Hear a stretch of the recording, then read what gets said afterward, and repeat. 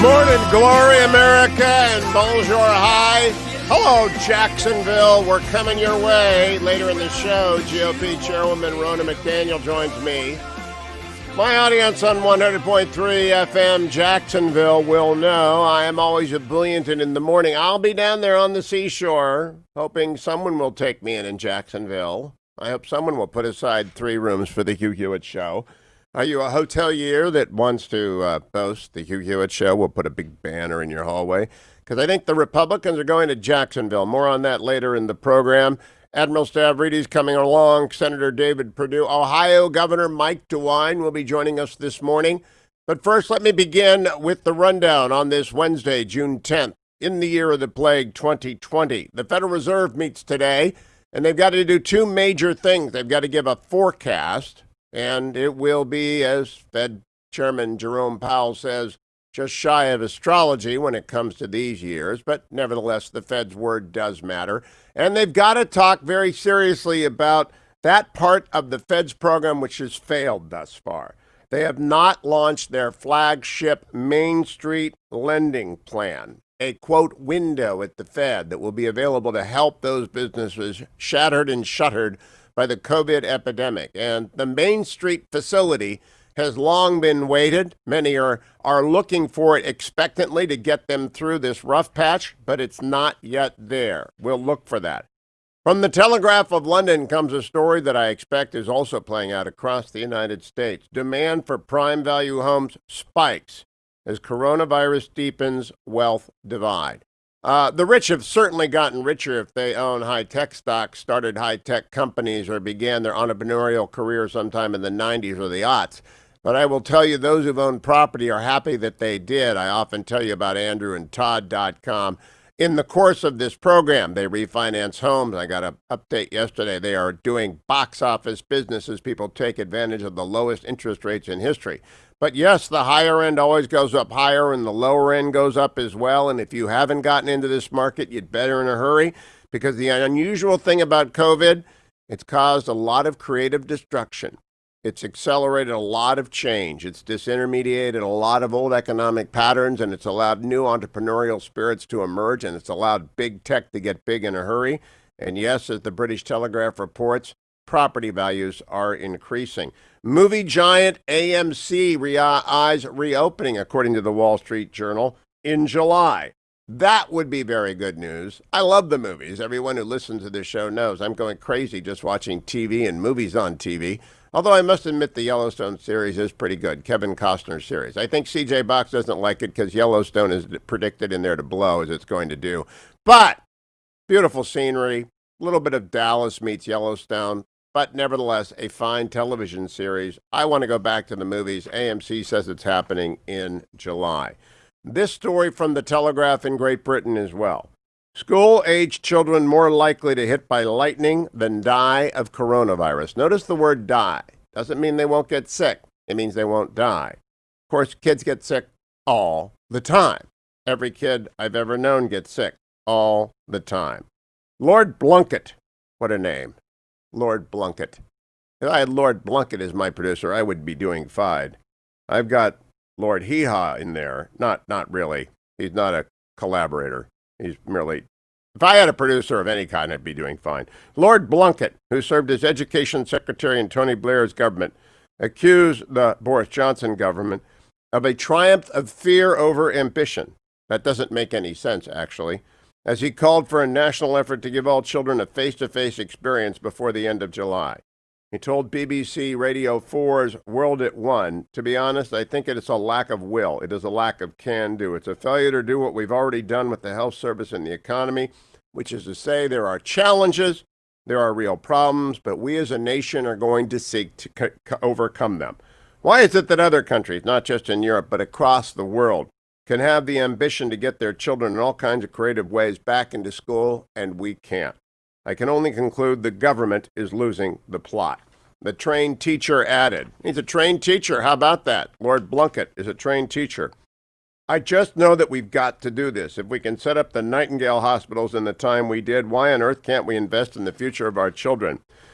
Look, all across the world, people are saying as summer hits in the Northern Hemisphere, Why don't we have pools open? Why don't we have camps? Why don't we have Little League?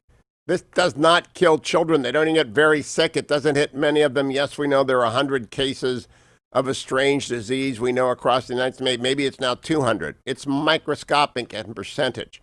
And the nation is now beginning to recognize the public health authorities actually have no idea what they're talking about. By that I mean this Wall Street Journal story. WHO clarifies comments on asymptomatic transmission of coronavirus. The organization says it isn't sure how often people who are infected with the coronavirus but lack symptoms spread it to others. Drew Hinshaw writes, the World Health Organization said Tuesday it isn't clear how often people contract and then spread COVID-19, showing symptoms, pulling back from a top official's earlier assertion that such invisible transmissions appear rare. So yesterday it was, you can't transmit if you're asymptomatic. Today it's, we don't know. Is it any wonder that public health authorities' credibility is smashed up? 3 months ago, Dr. Fauci, Dr. Blix, and all the others were on a pedestal. We were eager for their every word. Then they were silent in the face of mass gatherings, which were obviously going to be petri dishes for the virus if it was abroad. And they said nothing. They did nothing to discourage it because it was politically incorrect to do so. Now we have the WHO arguing, it's the two-headed WHO. If you're asymptomatic, you can't transmit. If you're asymptomatic, you might be able to transmit. The chance is 5%. The chance is 40%. It's absurd. It's absurd. It's not science. It's guesswork. They don't know. Coronavirus hospitalizations rise sharply in several states following Memorial Day, according to the Washington Post this morning. As the number of new coronavirus cases continues to increase worldwide, and more than a dozen states and Puerto Rico are recording their highest averages of new cases since the pandemic began, hospitalizations in at least 9 states are on the rise since Memorial Day. In North and South Carolina, California, Oregon, Arkansas, Mississippi, Utah, and Arizona, there are an increasing number of patients under supervised care since the holiday weekend because of coronavirus infections. The spikes generally began in the last couple of weeks and in most states are trending higher. Data from the states that are now reporting some of their highest 7-day averages of new cases is disproving the notion that the country is seeing such a spike in cases solely because of an increase in testing. Okay, how many cases? Texas has reported 75,616 cases since the pandemic began, and in 10 of the past 15 days, the state's 7-day average of new cases has increased. As of Tuesday, it has reported 2 consecutive days of record-breaking coronavirus hospitalizations, with a record 2,056 hospitalizations as of early Tuesday afternoon, up from a high of 1,935 hospitalizations on Monday. We are now 7 pages into a story, and it won't tell me how many people were hospitalized because of coronavirus yesterday.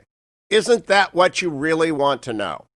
Isn't it really what you want to know is how many people got sick yesterday in Texas? Actually, I'd like to know how many people were hospitalized yesterday in Chicago, Washington, and New York, where there were the big demonstrations in the aftermath of the murder of George Floyd. I just think missing the story, losing the plot is happening in newsrooms all over the country. People want to know right now how many people are in the hospital, how many people have died in my state, how many people are in the ICU, what kind of care are people receiving, has the treatment increased to such a point that we don't have to worry about it very much, can we go out?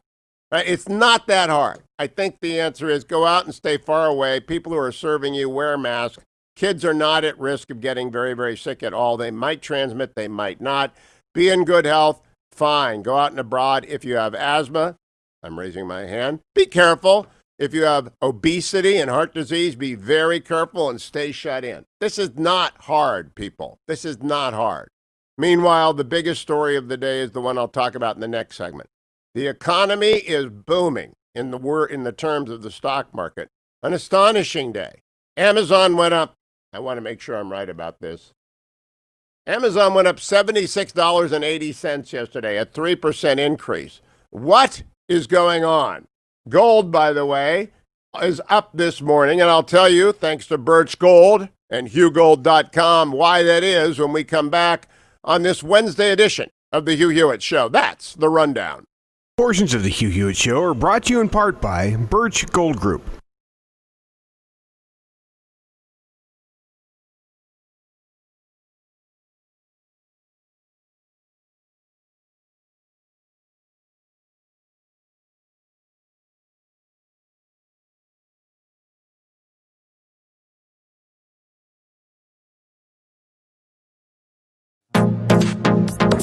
Trending now on the Mike Gallagher Show. This is a good country. This is a good and decent land. And I believe that with all of my heart. That doesn't mean we can't do a lot better. But it doesn't mean that a sizable percentage of America is bad.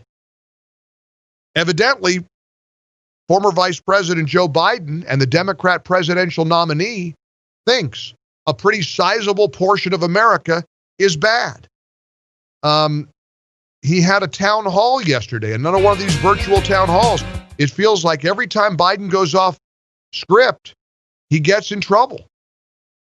Do you believe that up to 15% of Americans are bad people? Is that your view of the nation? If we're going to start categorizing what percentage is good, what percentage is bad, I don't know. That doesn't seem like a winning campaign strategy to me. Here was Joe Biden yesterday. He was with actor Don Cheadle in a virtual town hall. Do we really think this is as good as we can be as a nation? I don't think the vast majority of people think that. There are probably anywhere from 10 to 15% of the people out there that are just not very good people. But that's not who we are. The vast majority of the people are decent. We have to appeal to that, and we have to unite people, bring them together. That's a heck of a way to unite, Mr. Biden. That up to 15% of Americans are not very good people. What a unifying message. I guess that goes on a campaign slogan. 15% of Americans are bad. Wow. Keep up with what's trending. Subscribe on YouTube today.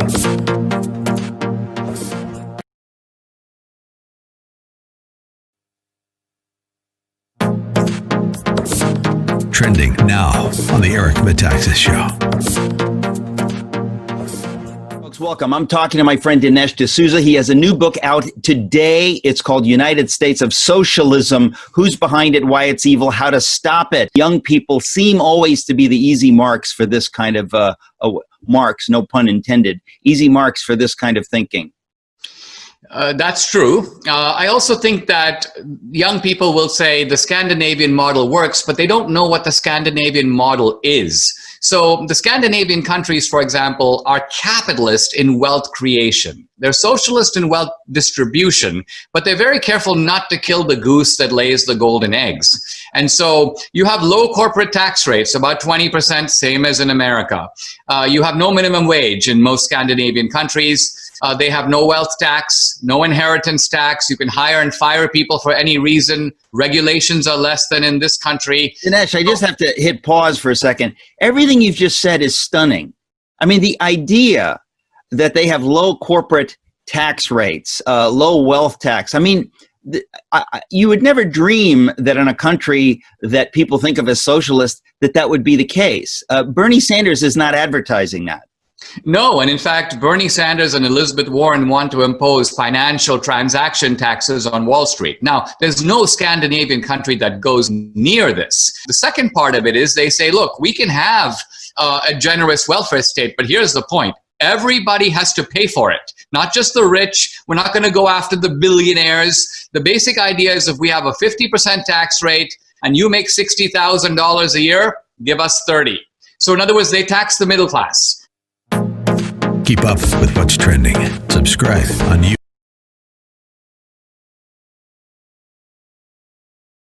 We know this is only temporary. We know it can't go on like this forever. We have to keep focusing on the future and get through this thing day by day.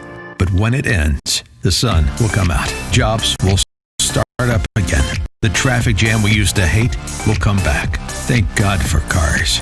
So many things we took for granted are going to be so special.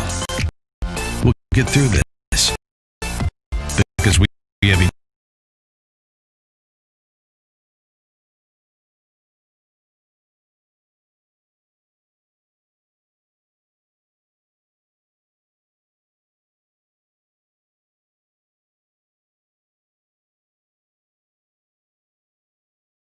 Hewitt Show from inside the Beltway. This is Wednesday, June 10th.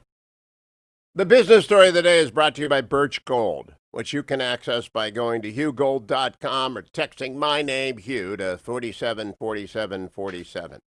I always do the gold in the first segment of the show because it is the perennial market keeper. It is always safe. It's up to $1,725 ticking up overnight. And the reason is that gold in these times of some pretty wild market swings is always reliable. And if you text my name, Hugh, 474747 to Birch Gold, they'll send you the information about how to diversify your retirement fund. 10 to 20% of your retirement should be in precious metals. Or you should own it yourself in your safety deposit box. Birch Gold can do that for you either way. Call them, visit hughgold.com or text my name, 474747.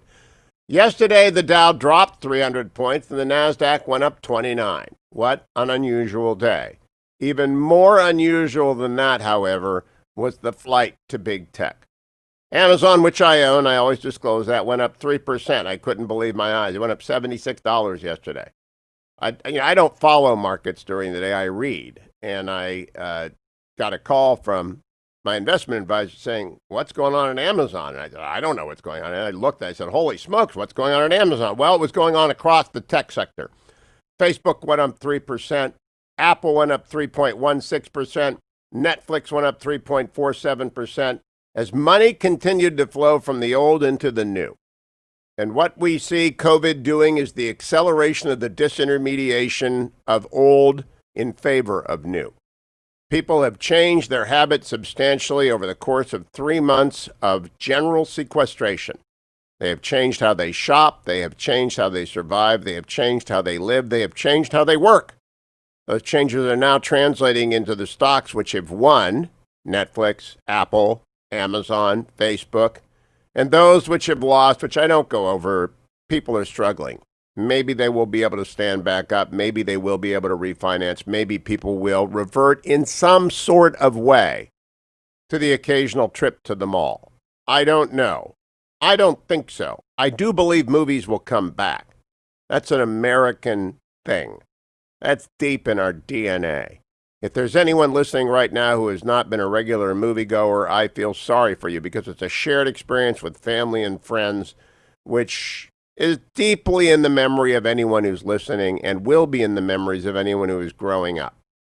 It's just something you do.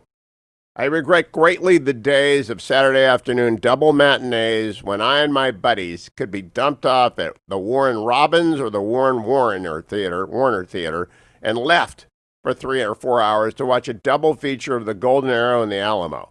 Might be 6 hours of movie and 2 pubs of popcorn later, we would emerge pale into the sunlight with our eyes blinking. Mom and Dad loved that. And you know what? It was safe in those days. You don't do that anymore. I can't imagine dropping a bunch of 8-year-olds off at the. Would you do that, Dwayne? You've got teenagers. I guess they're old enough. You don't have to worry about that. But I don't know about that anymore. But I do know this. When the Fed reports today, they'd better open that Main Street lending option and get their butts going.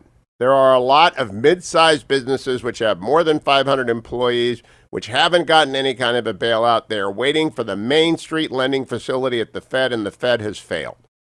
It has not done what it said it would do. It has bailed out the bigs. It has sent the PPP to the smalls, people with less than 100 employees, but the people in the middle, the people that employ 1,000 to 3,000 people, they're screwed. But meanwhile, continue to shop online. Let me put a plug in for one of our best sponsors, besthotgrills.com. Besthotgrills.com. Summer is upon us. You're going to be able to use your backyard. You're going to be able to fire up a grill, get the best grill going. Go to besthotgrills.com. That's a freebie because Rhett is just one of the best people I've ever done business with. Irene, his spouse, one of the best people I've ever done business with. Go and get the best grill in America. Super hot, super fast, super tasty, besthotgrill.com. Come back here, and I'm going to tell you a little bit about the central issue in election 2020. My Washington Post column takes a shot back at Colin Powell. It may be the most read column at the Washington Post. It's on the landing page. Go read it now before the break. I'll talk to you about it after here on the Hugh Hewitt Show.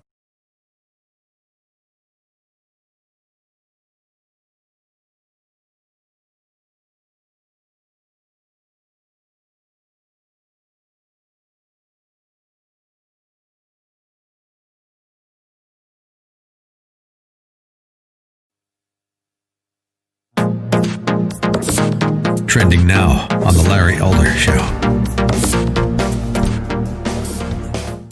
How can these people out there in the streets not know, according to the CDC, that police killings of blacks have dramatically declined over the last 45 years by almost 75%? How can you not know that? How can you not know of a peer-reviewed study in a publication put out by the National Association of Sciences in which every single police shooting in the year 2015 was examined, and they could not find any evidence whatsoever of disproportionate deadly force used against blacks? And then, of course, there's a smaller study by the Harvard economist I told you about. Not only did he not find that they used disproportionate deadly force against blacks, but that they were more hesitant, more reluctant to use deadly force against blacks than against whites. More whites are murdered by blacks than blacks are murdered by whites. How can you not know that? Now, again, as I said many times, most murder is same-race murder. But to the extent that there are interracial black-white homicides every year, about 750, how can you not know that blacks kill 500 whites, even though blacks are 13% of the population, and whites kill 250 blacks, even though they're around 61% of the population? How can you not know that? And you're out in the streets making all these assertions. What you're doing is making things worse. You're creating an image of the police department that's going to make people not want to join it, and you're causing the so-called Ferguson effect. Trending now on America First with Sebastian Gorka. This is the mayor of Washington, D.C., Muriel Bowser, on ABC, who has a problem answering a question. She had giant mural-like graffiti written on the tarmac of a street in downtown D.C., Black Lives Matter, but had nothing to comment on what else was painted there. This is 3 times she was asked a certain question. Muriel Bowser, ABC Video Cut 5. Play video. Now they've added the words defund the police, which they say they fear you will now remove. Is that right? We certainly are very proud of the D.C. mural that we commissioned in our Department of Public Works and local artists installed. It is an affirmative piece of art, a centering piece of art where people from around the globe have called us and thanked us for acknowledging Black humanity and Black lives in the most important city in the world. And we are very proud of that art. But will you take out the part that says defund police? Well, it's not a part of the mural, and we certainly encourage expression, but we are using the city streets for city art. In other words, that will go away. You will paint over that. I actually haven't even had an opportunity to review it, Martha. She surrendered. She's surrendered. That's the mayor of Washington, D.C., 3 times refusing to say, yes, we will remove the graffiti that says defund the police. Clear enough for you, America? Clear enough for me. Keep up with what's trending. Subscribe on YouTube today.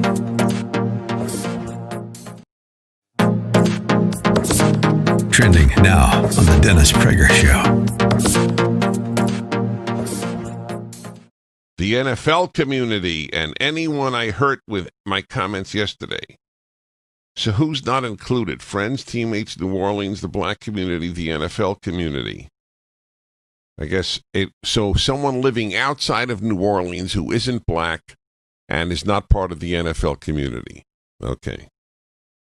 In an attempt to talk about respect, unity, and solidarity centered around the American flag and the national anthem, I made comments that were insensitive Really. It's not insensitive to kneel during the national anthem. It's insensitive to say it's insensitive to kneel during the national anthem. Do you understand what we have come to? You can thank the New York Times, your colleges and high schools, the rest of the media. That's the world in which we live today. Up is down and down is up. Good is bad and bad is good. I made comments that were insensitive and completely missed the mark on the issues we are facing right now as a country. They lacked awareness and any type of compassion or empathy. Wow. He really had to grovel. No player be allowed to condemn that? I would say no. Keep up with what's trending. Subscribe on YouTube today.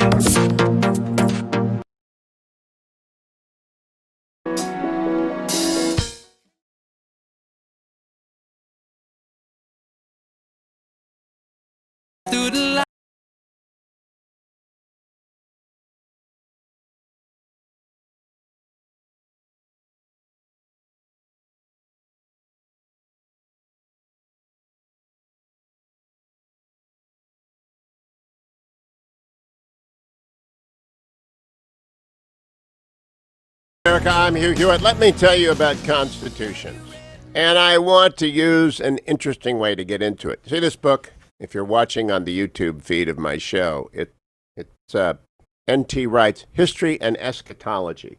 Jesus and the Promise of the Natural Theology, the 2018 Gifford Lectures. Now, I've been working on this book for 2 weeks. It's quite a read. Yeah, I am not a theologian, nor did I stay at a Holiday Inn. I am a lawyer. But N.T. Wright is a gifted writer and a really quite unmatched expositor of complicated things. So if you put your mind to it, you will make it through and you will be rewarded for doing so. Imagine my surprise when on page 227 he talks briefly about constitutions, which is my wheelhouse. It's about constitutions, then, he says. He's talking about justice generally. The way societies are organized, and indeed about independence or protest movements seeking to reform them. Justice requires that someone or representative of some system should decide on policy, authorize it, implement it, and deal properly with dissent. That's what constitutions do. That's why our Constitution, the first written Constitution in history to survive into modernity, is so important to me, and it should be to you, as amended and interpreted. We need the Civil War amendments. We need all of the amendments as they exist. We need all of the Supreme Court interpretations as they exist. I'm not saying go backwards. I'm saying the Constitution as it exists right now is the central theme of election 2020, because Donald Trump is for defending the Constitution, and the Democrats are for tearing it apart. I want to play something for you which caught my ear on Jake Tapper's Sunday show. I always listen to Jake's Sunday show along with Meet the Press, Face the Nation, Fox News with Chris Wallace. They're the 4 big shows, the 4 places where you hear serious conversations in depth. But Colin Powell, former Secretary of State, former Chairman of the Joint Chiefs of Staff, former National Security Advisor, a man I greatly admire, said an extraordinary and a wrong thing. He said this. We have a Constitution, and we have to follow that Constitution. And the president has drifted away from it. No, the president has not drifted away from it. That is an absurd statement. I wrote a Washington Post column about that absurd statement, and I posted it last night, and it's received almost 3,000 comments. I'm sure they're all in favor of it, over at thewashingtonpost.com. I recommend you send it everywhere, because defending the Constitution is the central thing about this election, the one we're in right now. The column reads, as a distinguished soldier statesman, Colin Powell, a former Secretary of State, Chairman of the Joint Chiefs of Staff, and National Security Advisor, is entitled to a great deal of deference to his expertise and gratitude, genuine gratitude for his service. Powell, like retired General Jim Mattis, John Allen, and John Kelly, and indeed all who have faced death to protect the United States Constitution, are owed continual, unbroken respect. They have mine. I depart here from the column to say I am so honored to have had General Mattis at the Nixon Library on this show. I think he is the greatest of the people that I've had on this show when it comes to warrior philosophers. I believe his memoir, Chaos, is the best military memoir since Grant. I am honored to know the man, and he's a Marine's Marine. He is absolutely the epitome of what one person is in uniform. And I would gladly have him back tomorrow. I'd gladly talk to him at length. General Powell is also an extraordinary public servant, but I return to his statement about Donald Trump drifting from the Constitution. General Powell, I write, is not entitled to his own definition of the Constitution. The document is public, as are the Supreme Court rulings on what it commands and what it does not. Powell launched into absurdity on CNN's State of the Union on Sunday, alleging that the president has drifted away from the Constitution. Again, that's a quote. Can we hear the quote again, please? We have a Constitution, and we have to follow that Constitution, and the president has drifted away from it. That is absurd. I return to my column in the Washington Post. Host Jake Tapper ought to have asked Powell how exactly President Trump has drifted away from the Constitution. It is a serious charge. If Powell had even been slightly pressed, either evasion or silence almost certainly would have followed. He filibustered, though. And by the time Jake got a chance to answer another question, they were far down the river. The raft had floated by this. He is drifting from the Constitution. The Constitution, I write, contains no secret provisions on presidential Twitter use. No Gnostic directions about what a commander-in-chief ought not to say. Exactly what was Powell referring to?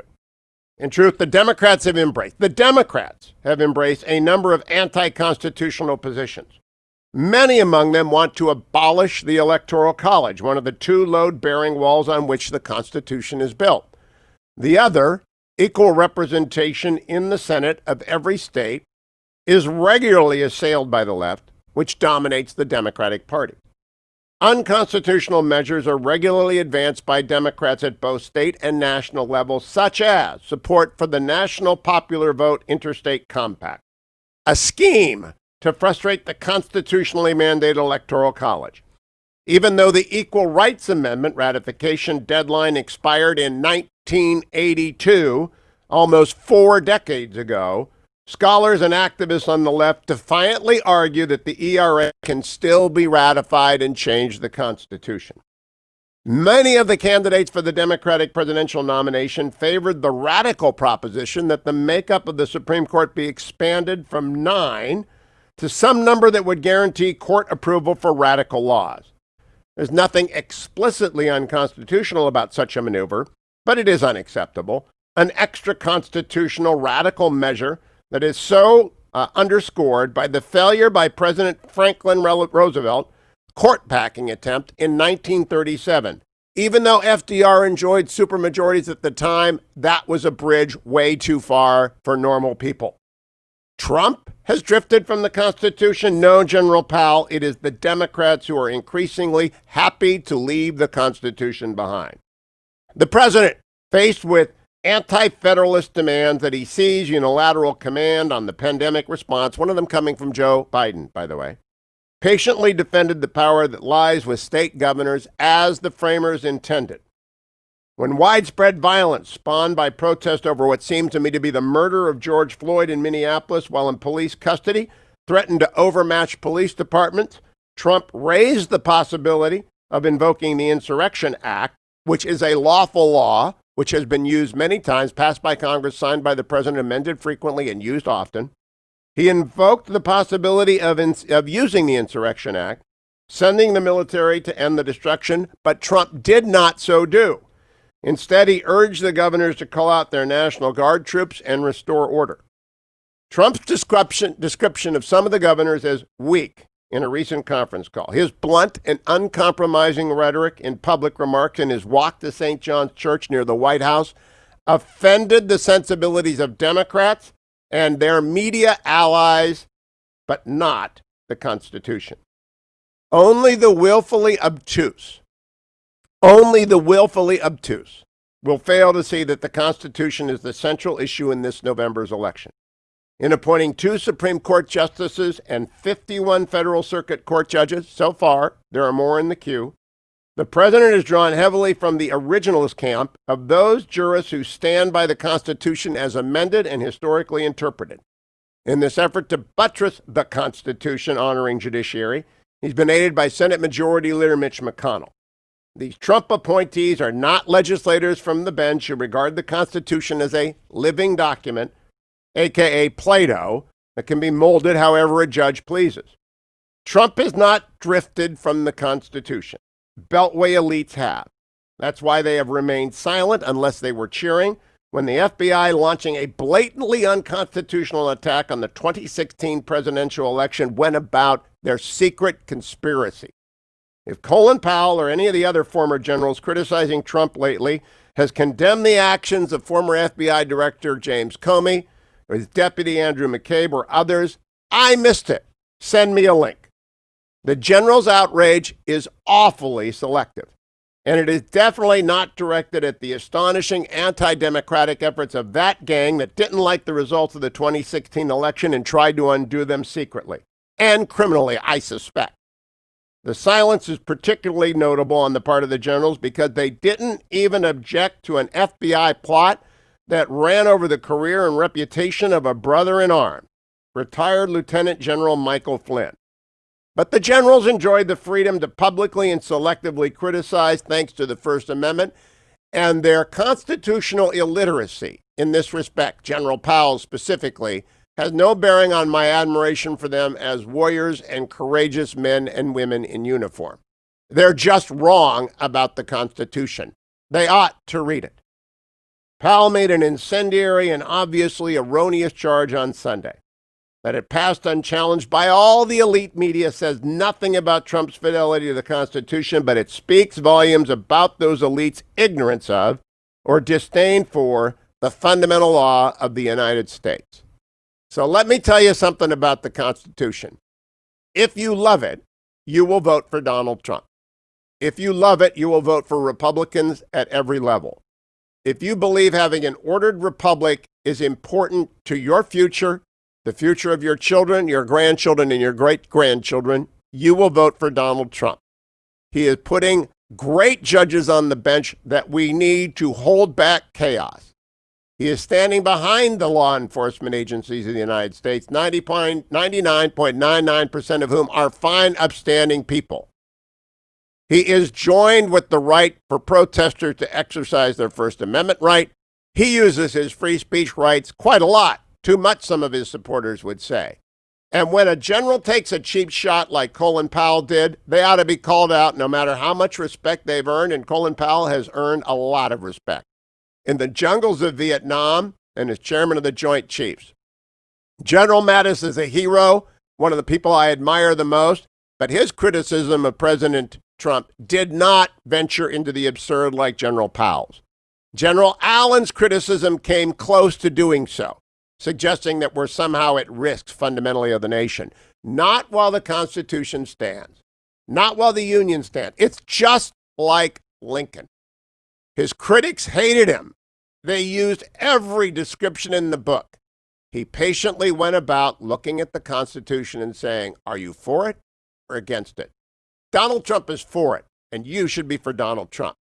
So that's what I'm telling you about today. The Constitution is at stake in 2020. Time for an obscene profit break, as the great Rush Limbaugh would say. ReliefFactor.com, ReliefFactor.com. They sponsor the show, but they get me on the road. It's a beautiful day inside the Beltway. I'll be going out after talking with N.T. Wright later. I'll need to clear my head after that. He's so smart. Such a wonderful human being. N.T. Wright is the world's greatest theologian, in my opinion. Anyway, here are my 4 pills. And I'll take my Karen Kirkman Resveratrol Omega with my very lukewarm coffee. I'd encourage you, by the way, to head over to WashingtonPost.com, click on it, and send my post column today about the Constitution everywhere. But while you're there, go to ReliefFactor.com and get with the program. Take it every day, feel better every day, feel more and more better every day. Feel betterer and betterer. That's not a word, I know it. But ReliefFactor.com works. You'll put the miles in, you'll get the gardening done, you'll mow the lawn. ReliefFactor.com. Come right back, America. 1-800-520-1234. Do you agree with my column? 1-800-520-1234 connects you to the Hugh Hewitt Show.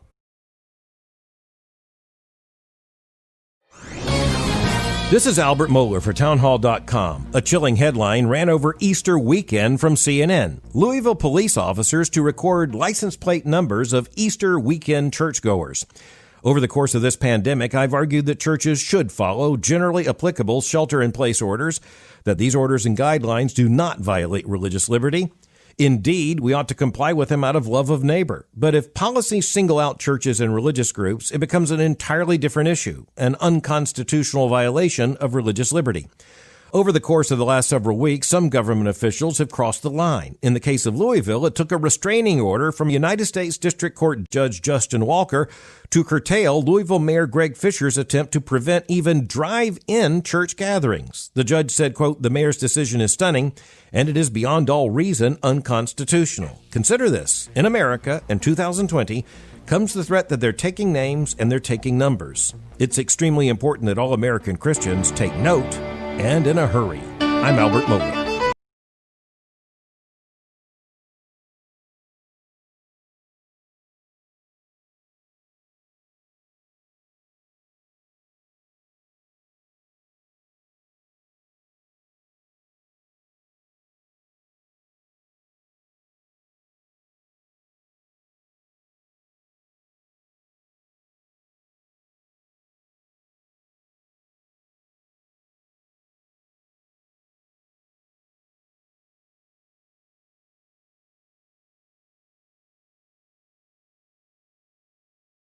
Returns to a break.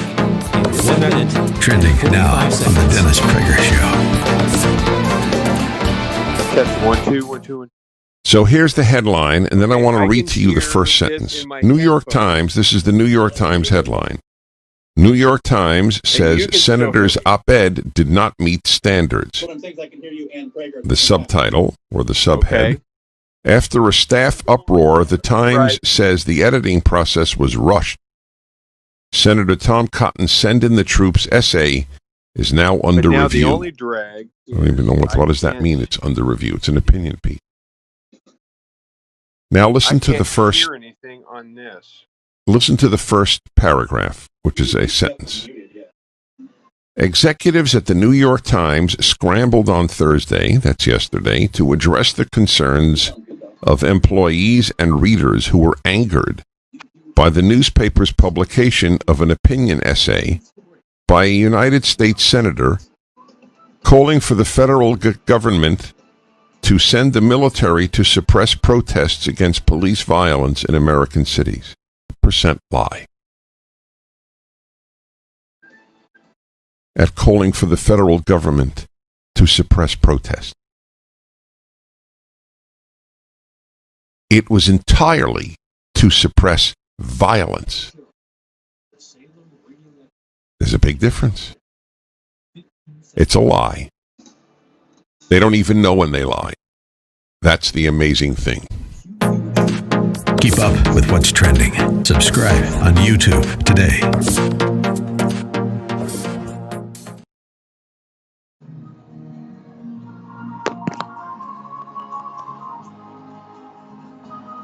If he plays audio, but I can hear you. At 1-800-520-1234, connection to the Hugh Hewitt Show. 3,000 comments on my Washington Post column. 3,000. 3,000. I'm sure they all agree. There's actually no arguing with it. If you believe in the Constitution, you have to vote for Donald Trump. Because if Joe Biden, or whoever is running Joe Biden, I don't think Joe Biden would pick the Supreme Court judge nominees that he sends forward, puts people on the judiciary, they will be like the woke journalists at the New York Times that drove the editor of the editorial pages away. The children are in charge at the Times, and the children will be in charge of the judges. This is a fever that has to break. We have an uneducated mass of social justice warriors running around the elite institutions of America, imposing safe spaces on us all. The military remains strong. But That requires discipline and education to become an officer in the United States military. It requires training and discipline and a lot of repetition to serve well in the United States military. And NCOs, the backbone, are well-read, well-respected men and women of learning and maturity. I'd take them, any of them. I'd take 20 soldiers, sailors, airmen, Marine, and Coast Guardmen randomly to run an editorial operation over the New York Times editorial operation. I would. I just would. Terry McAuliffe, our favorite governor, because he loves the Hugh Hewitt Show. I don't have my board in front of you, so I can't play for you Terry McAuliffe loving the Hugh Hewitt Show. Terry McAuliffe, former governor of Virginia, let the secret out yesterday. Cut number 10.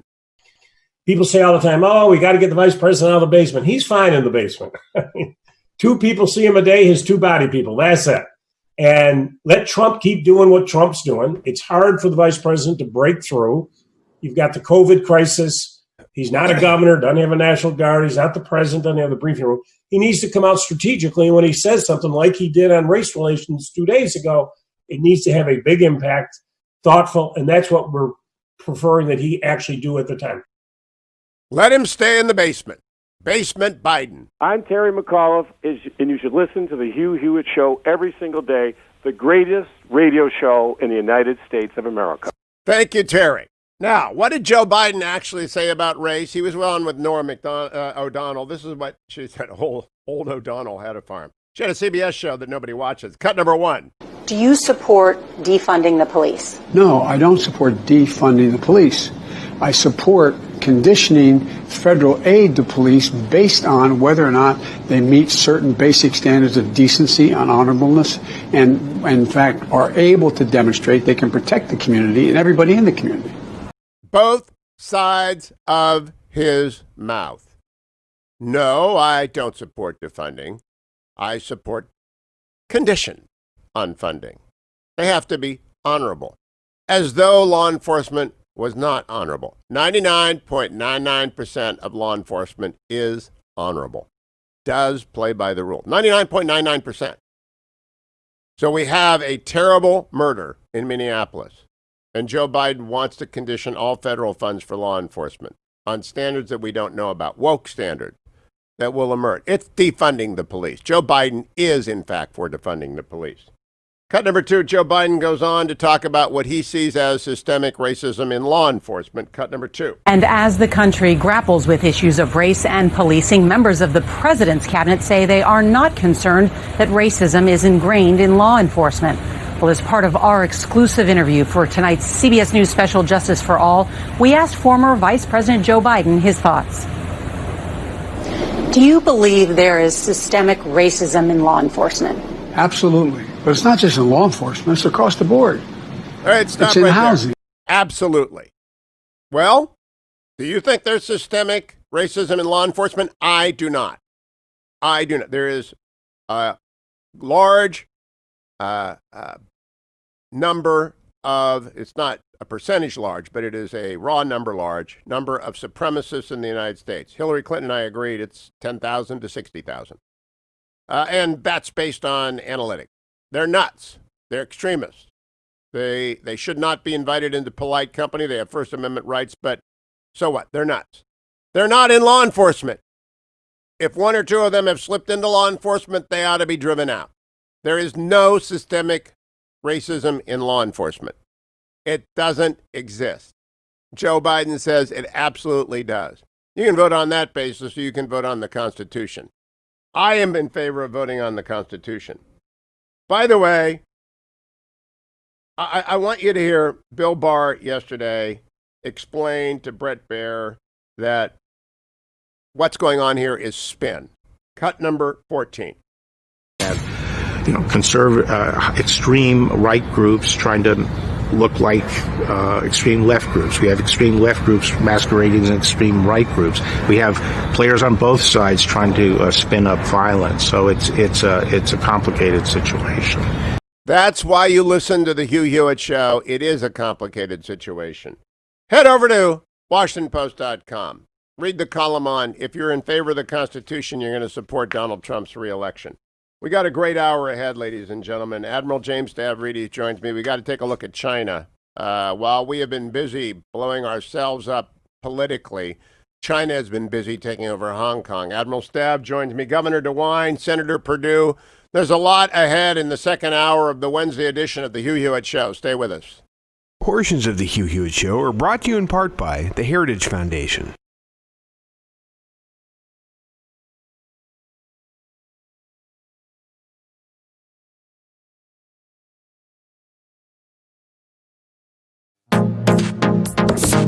Trending now on the Dennis Prager Show.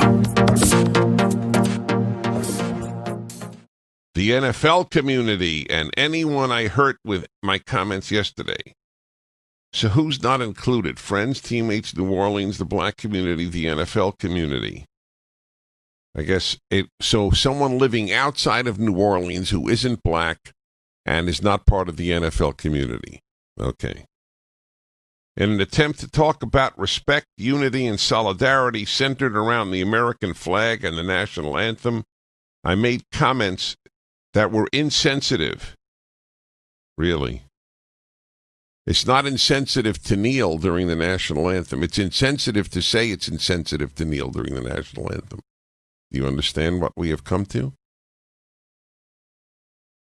You can thank the New York Times, your colleges and high schools, the rest of the media. That's the world in which we live today. Up is down and down is up. Good is bad and bad is good. I made comments that were insensitive and completely missed the mark on the issues we are facing right now as a country. They lacked awareness and any type of compassion or empathy. Wow. He really had to grovel.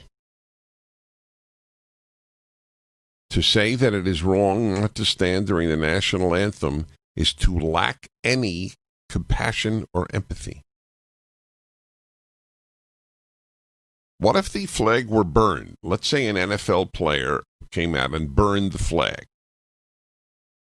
I'd be very curious to know, would that be allowed if a black player did that, or for that matter, a white player in the name of Black Lives Matter burned the American flag at the opening of an NFL game? Would we be allowed to condemn that? Would an NFL player be allowed to condemn that? I would say no. Keep up with what's trending. Subscribe on YouTube today.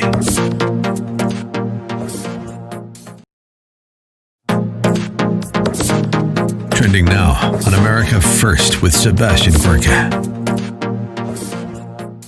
We've been told for at least 6 weeks now that the only way that we can come out of this in any semblance of getting back to normal is this V-shaped recovery. We have this precipitous voluntary drop because we, as you said, we literally shut down the most powerful economy in the world. And as a result, what we need to see is a concordant and analogous, very, very steep recovery. Don't the figures today indicate that V-shaped recovery, you're the expert, Trish, that V-shaped recovery is in fact possible? Yeah. I mean, I think that's the glimmer of hope, right, that we have right now. And let me tell you, if you can pull that off, Seb, you give people that economic security again, and wow, I mean, he will be applauded for that. If you have the economic security and the physical security, because don't forget, like this is what we're dealing with right now too. You don't have that physical security. If you can give those two things to people, I mean, I think that really affects the middle of the road voter. They want to feel economically and physically secure. So today was a huge win for the president, but more importantly, this is a huge win for America, for every single one of us. Keep up with what's trending. Subscribe on YouTube today. No, what I'm seeing Sebastian Gorka trending now. Trending now on the Larry Elder Show. How can these people let me try. out there in the Hang on, streets let's not try know, adjusting volume. according to the CDC, that police killings of blacks say something have dramatically declined over the last 45 years? No, I think I'm just hearing you on the How can you not on my know cell of a phone. peer-reviewed study Can you hear me? in a publication put out by the National Association of Sciences in which every single police shooting in the year 2015 was examined? Hang on a minute. Let me just mute you. And they Okay, could not continue find talking. any evidence whatsoever of disproportionate deadly force used against blacks. And then, of course, there's a smaller study by the Harvard economist I told you about. Not now only I got did you. he not Okay, find now that we're they good. use disproportionate deadly force against Yes. blacks, but that they were more hesitant, more reluctant to use deadly force against blacks than against whites. More whites are murdered by blacks than blacks are murdered by whites. How can you not know that? Now, again, as I said many times, most murder is same-race murder. Very cool. But to the extent that there are interracial black-white homicides every year, about 750, how can you not know that Wow. blacks Okay. kill 500 whites? Well, I think I've given you a even nice though blacks are backdrop. 13% of the So, population, and whites all kill right, 250 I'll be right blacks, here. even though they're around 61% of the population. How can you not know that? I'm in northeast You're out in the Florida, streets so the making all upper these right-hand assertions. corner of the What state you're on doing the is making Atlantic things Ocean. worse. You're creating an image of the Oh police yeah, I'm in department the that's gonna make beaches people of not wanna join it, Jacksonville. So and you're causing the so-called Ferguson effect. no, what's going on? Well, yeah, This I is Owen think we Strand all for saw that townhall.com. coming. At The recent one events point. across America have reminded citizens that freedom, peace, and safety are fragile things. The death of George Floyd in Minnesota calls for justice through our system of due process. The officer who suffocated Floyd had numerous citations for bad conduct. Will you Unfortunately, stay police for the unions whole? make What it is it? very A hard week, to remove bad typically, cops. or? Following Floyd's death, peaceful Yeah. protests were held, Yo but then ho depraved ho. rioting, Well, hopefully we looting, and won't have destruction any unfolded. problems In the midst with of it. this Frankly, as lawlessness, a the group that Jacksonville calls itself resident, all I can Antifa say has is wreaked I havoc. wish it was Antifa going is to be in evil, North a movement Carolina. of nihilism cloaked in the tones of liberation. Thankfully, President Trump labeled Antifa a domestic terrorist group. That's one of the more true. important That's domestic decisions thus always a far of his plus. presidency. And I Attorney know that General was the William pitch. Barr I'm sure publicly that the governor reinforced made, this and stance. that's In his wild job, times, and we he seek did a freedom, good job. peace, and safety, and we seek justice. Justice in Floyd's case, and justice to end Antifa's reign of terror. I'm Owen Strand. Tell Hugh he couldn't afford my The house. Pepperdine School of Public Policy, America. Okay. Trending now on the Eric Metaxas Show. Folks, welcome. I'm talking to my friend Dinesh D'Souza. He has a new book out today. It's called United States of Socialism. Who's behind it, why it's evil, how to stop it. Young people seem always to be the easy marks for this kind of marks, no pun intended, easy marks for this kind of thinking. That's true. I also think that young people will say the Scandinavian model works, but they don't know what the Scandinavian model is. So the Scandinavian countries, for example, are capitalist in wealth creation. They're socialist in wealth distribution, but they're very careful not to kill the goose that lays the golden eggs. And so you have low corporate tax rates, about 20%, same as in America. You have no minimum wage in most Scandinavian countries. They have no wealth tax, no inheritance tax. You can hire and fire people for any reason. Regulations are less than in this country. Dinesh, I just have to hit pause for a second. Everything you've just said is stunning. I mean, the idea that they have low corporate tax rates, low wealth tax. I mean, you would never dream that in a country that people think of as socialist, that would be the case. Bernie Sanders is not advertising that.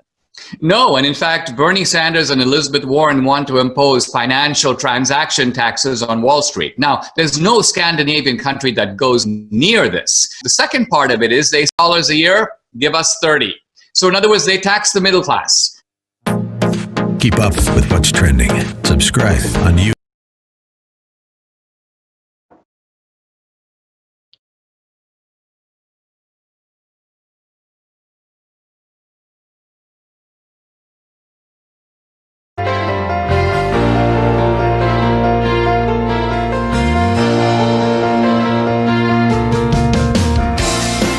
Morning glory, America. Bonjour, hi, Canada. It's Hugh Hewitt. Whether you're on my 300 affiliates across the United States, North America, and Europe, whether or not you're listening on the internet via YouTube or the universe, Good June 10th to you in the year of the plague 2020. I'm joined via Skype by our friend Admiral James Stavridis, retired United States Navy, former Allied Supreme Commander, former commander of Southcom. Now, yesterday I told him we'd be talking about Hong Kong, and we are going to get to Hong Kong. But Admiral Stav, good morning. Thank you for joining us on Skype, our technological innovation of the morning. Love to be the first at anything, and I understand I'll be your first Skype experiment, at least of the morning. So thanks for having me on, Hugh. You're setting sail on a new and bumpy technological sea, but thank you for doing so. I want to start and go to your time at Southern Command, because I read with some alarm this morning that Brazil is leaning towards going back to military government. Coups are in the offing. Bolsonaro is losing control, and the virus is rampaging. What is your assessment of the situation there? What does it portend that the generals are suddenly everywhere and talking? Very worrisome. Just a quick strategic context. You and I are old enough to remember the 70s and early 80s when 80% of all the countries in Latin America and the Caribbean were run by military dictatorships. The region has worked out of that. Now it's really only Cuba, Venezuela, that are left in that camp of pure dictatorship. Nicaragua, we worry about, a few others. But Brazil was one of the last to the party of democracy. In other words, they had military dictatorship as recently as the 1980s. So it's very concerning culturally to the vast majority of 200 million Brazilians. This is a huge country. Its economy is the anchor of Latin America. And without question, the election of Jair Bolsonaro has brought a counterweight, because he's very much not only a populist, but a high authoritarian model. The system is pushing against him, and therefore he, Bolsonaro, is reaching to the military and saying, hey, if things get bad for me, I'm looking for you to stage a coup to keep me in power. That's extremely worrisome. I'll close by saying that Bolsonaro has close personal ties to the military. They were a big part of the push that brought him into office. He's a former Army officer himself. This is one to watch and one to worry about.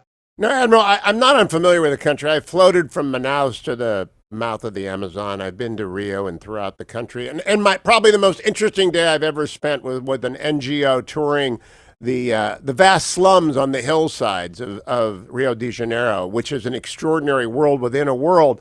But it seemed to me that Bolsonaro represented the legitimization of two-party democracy. Their left-wing governments had had a succession of corrupt governments, indictments, and imprisonment.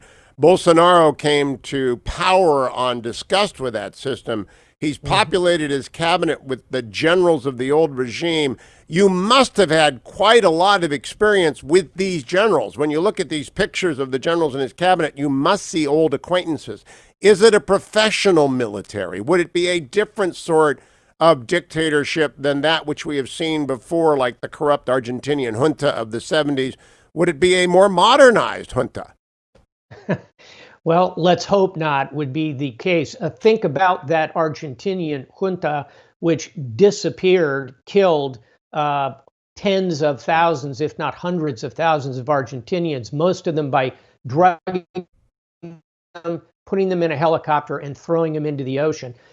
Now put all of the new technological social networking tricks on top of that, and you've got a real witch's brew there. Yes, I know many of the senior military there. I know the former Minister of Defense very well.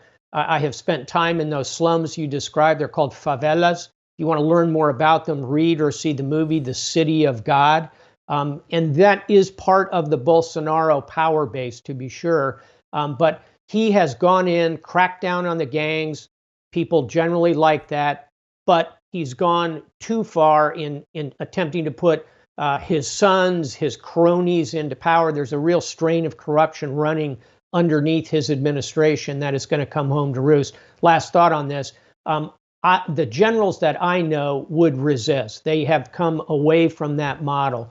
Let us hope that I'm correct in that analysis and we don't see a reversion to form going back to the bad old days of the 70s and 80s that you and I both remember. Then let's turn to Hong Kong, which is the authoritarian of authoritarian. The totalitarian leader in the world is the Chinese Communist Party.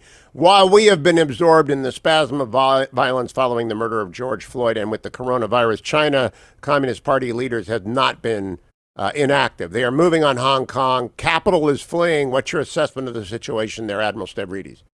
I think that China will continue to press its thumb down onto Hong Kong.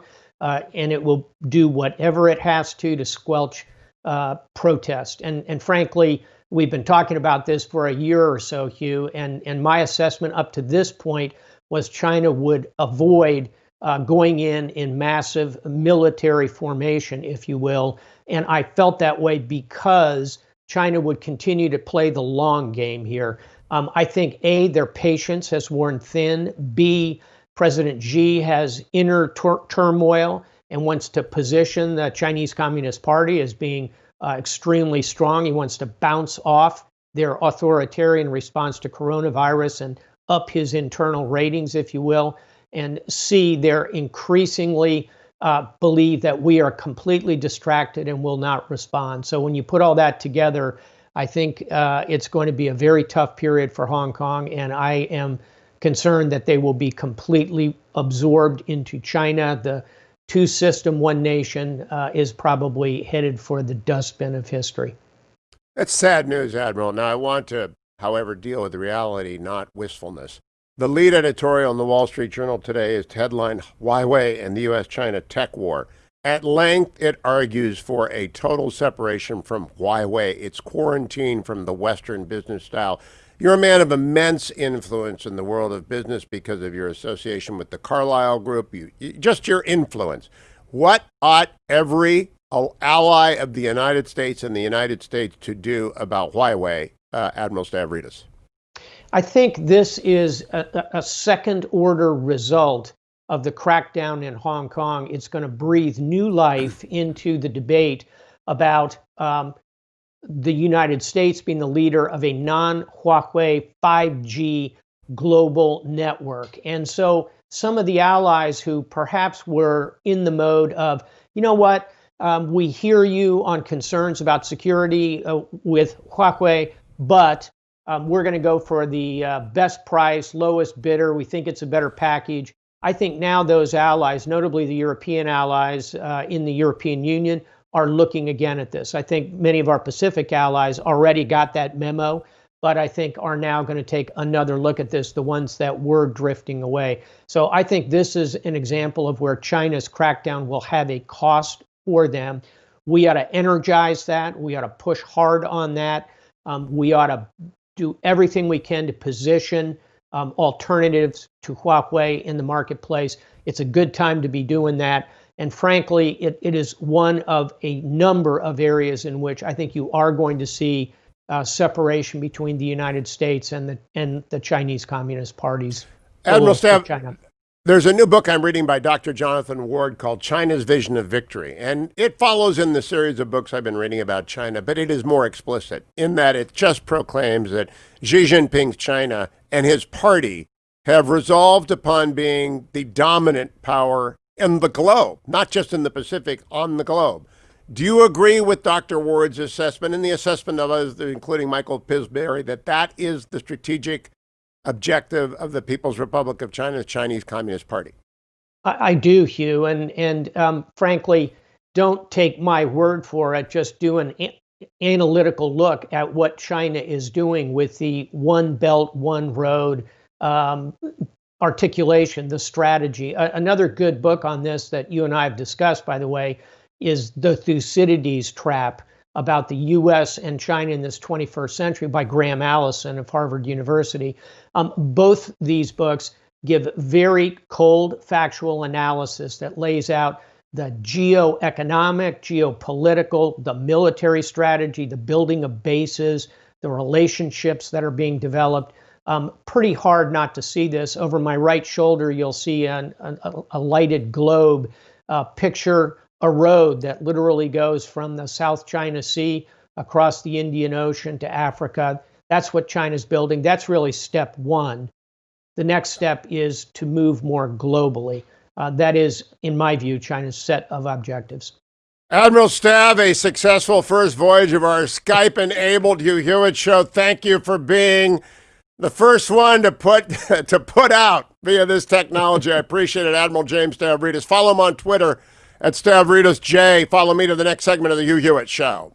Portions of the Hugh Hewitt Show are brought to you in part by the Heritage Foundation.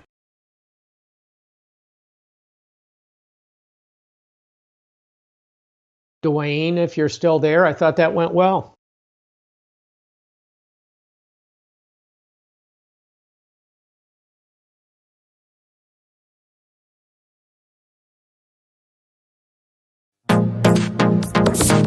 Trending now on the Dennis Prager Show. So here's the headline, and then I want to read to you the first sentence. New York Times, this is the New York Times headline. New York Times says Senator's op-ed did not meet standards. The subtitle, or the subhead, after a staff uproar, the Times says the editing process was rushed. Senator Tom Cotton's Send in the Troops essay is now under review. I don't even know what does that mean, it's under review. It's an opinion piece. Now listen to the first paragraph, which is a sentence. Executives at the New York Times scrambled on Thursday, that's yesterday, to address the concerns of employees and readers who were angered by the newspaper's publication of an opinion essay by a United States senator calling for the federal government to send the military to suppress protests against police violence in American cities. That's a lie. It's pure 100% lie. The article never, ever hinted at calling for the federal government to suppress protest. It was entirely to suppress violence. There's a big difference. It's a lie. They don't even know when they lie. That's the amazing thing. Keep up with what's trending. Subscribe on YouTube today.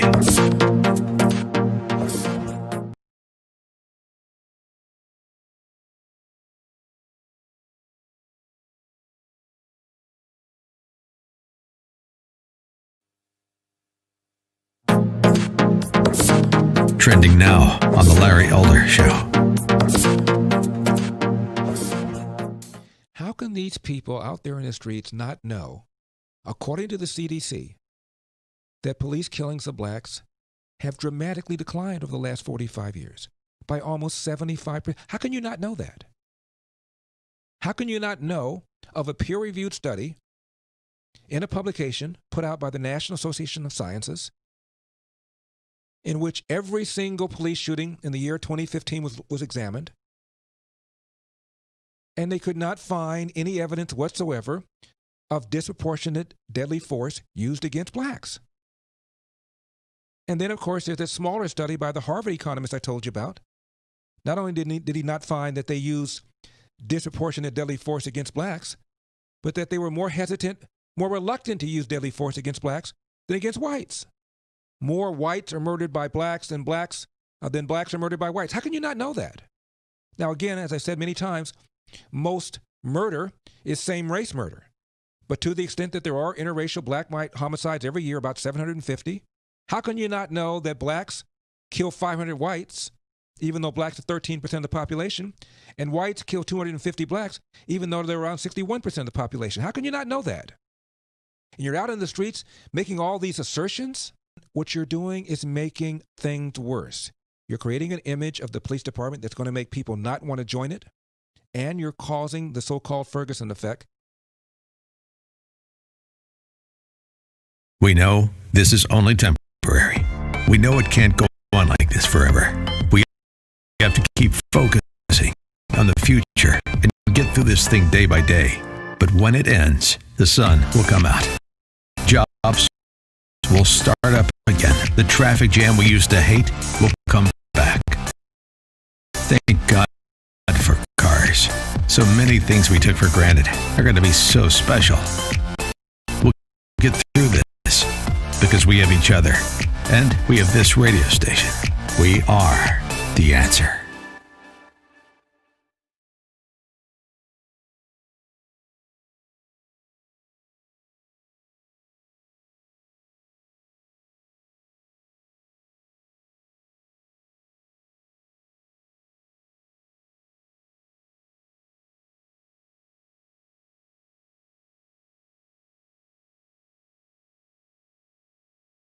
For heritage.com and check out everything we did and all that we're going to be doing every week with Heritage on Tuesdays. But today is Wednesday, and that means it's time for a business story of the day brought to you by andrewandtodd.com. Andrew and Todd, or Andrew Del Rey, Todd Avakian. I tell you about him every day because every day someone in this vast audience of 300 affiliates has to buy a house or refinance a house, has to find some money somewhere.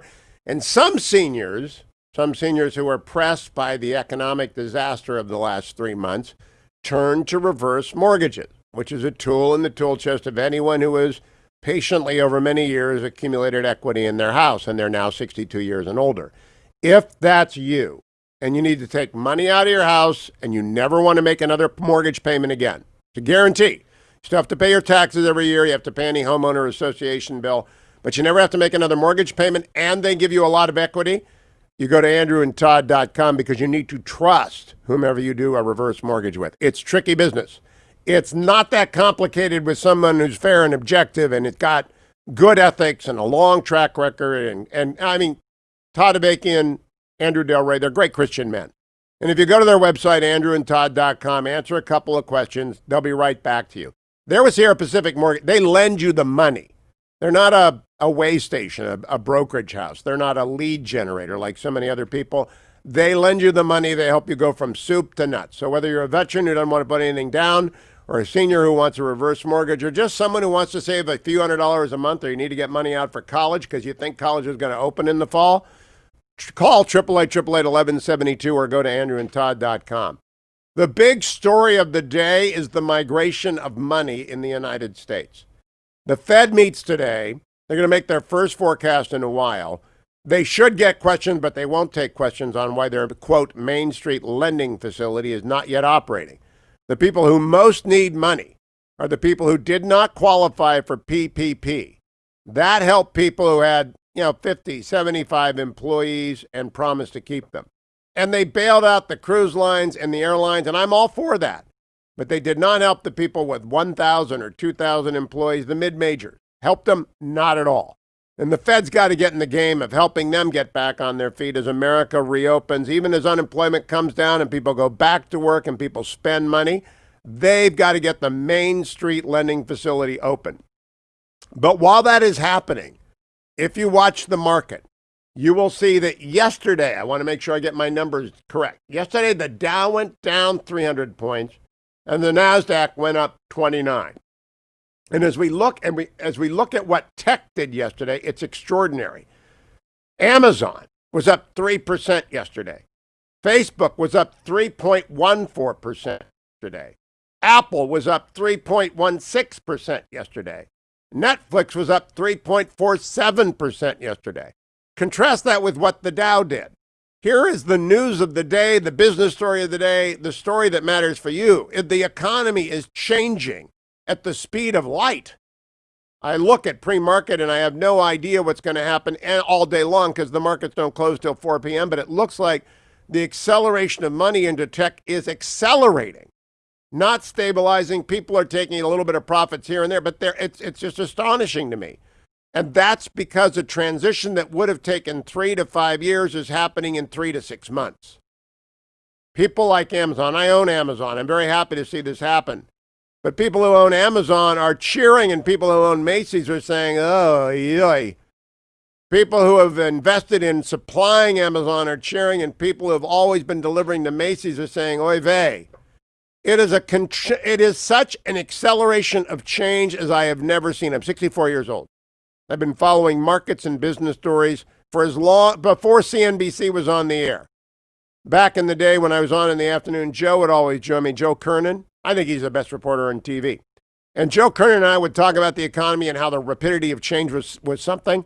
It's nothing compared to what has happened in the last 3 months, because when you shutter America, the consumption doesn't stop, it just moves. It moved to Amazon and Costco and Target. It's extraordinary, and it's happening all over the world. Such a time as this, you got to stay on your toes. And you've got to make sure that when you are in debt because of your house, you're paying as little as possible. Go to andrewandtodd.com to make sure that happens, or call 888-888-1172. And come right back for America's governor, Ohio's Mike DeWine, next on the Hugh Hewitt Show.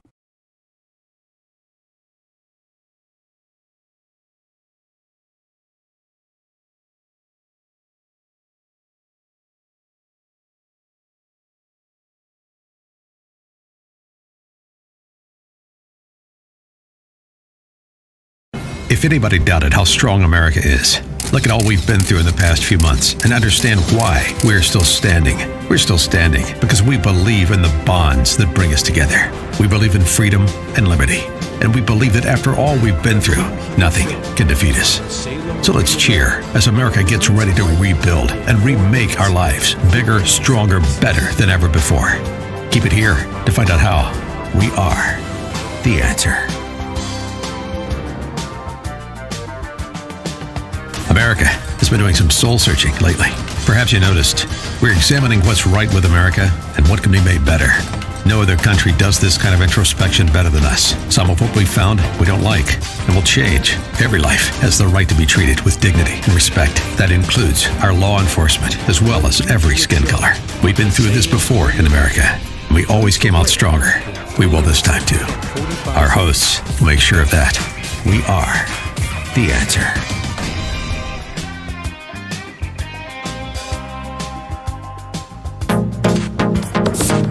Trending now on America First with Sebastian Gorka.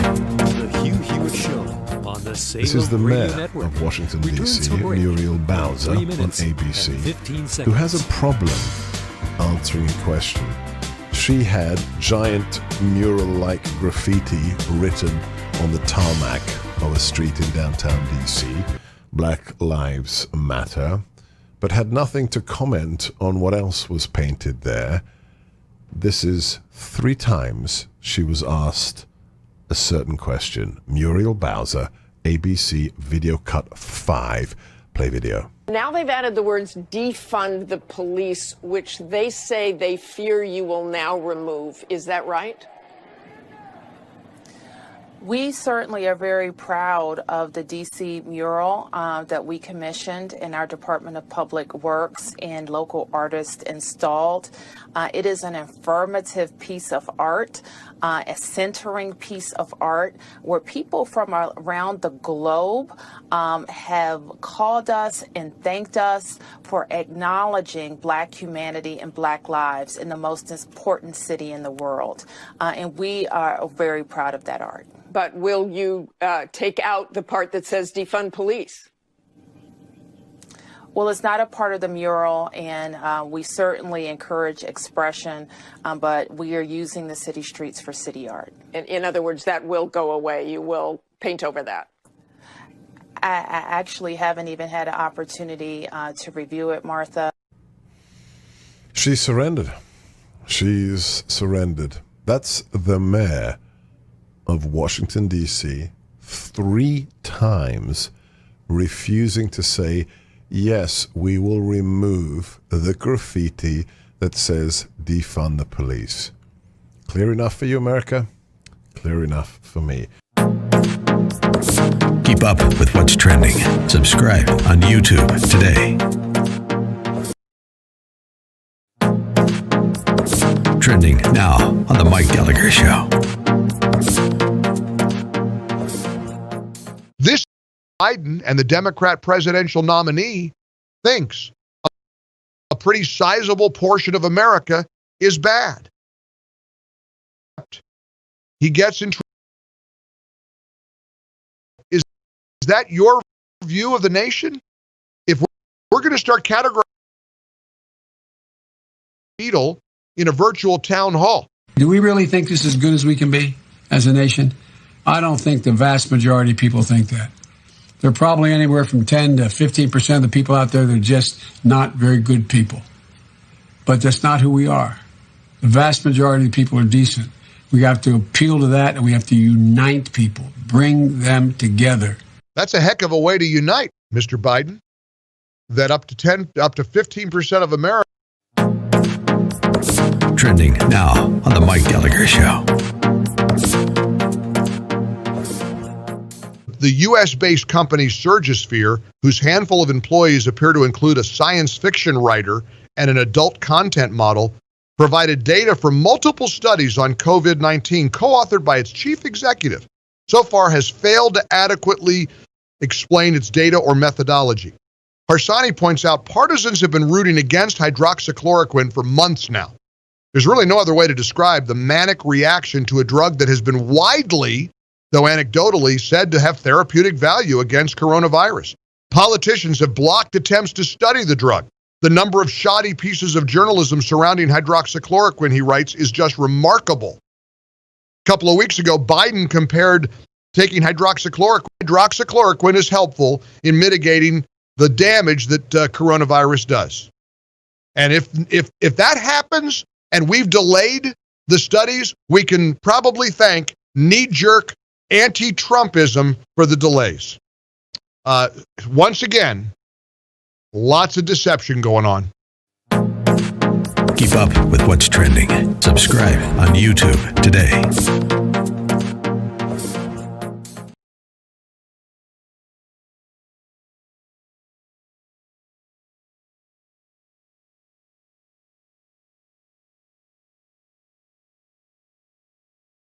Welcome back, America. It's Hugh Hewitt. My pleasure to welcome back Ohio Governor Mike DeWine from the great Buckeye State. Good morning, Governor. How are you? How is Team DeWine? Everybody well? Everybody is well. It's a nice day in southwest Ohio. Looks like we're going to get a little storm coming in here shortly, though. But all is well. Thank you. That is great. Now, Governor, you have been a state senator, a United States senator, an attorney general of the state, and now the governor. You understand the Constitution, how it works. I want to talk about federalism for the benefit of my audience and especially the Steelers fans out there. You've been on these phone calls with President Trump. Has President Trump been respectful of the governor's role? Yes. In fact, I was talking to the vice president last night about testing, and we've had I think it's a very good relationship. What the public doesn't see or hear generally is the conversations with the vice president and many times with the president, where it's just back and forth in regard to,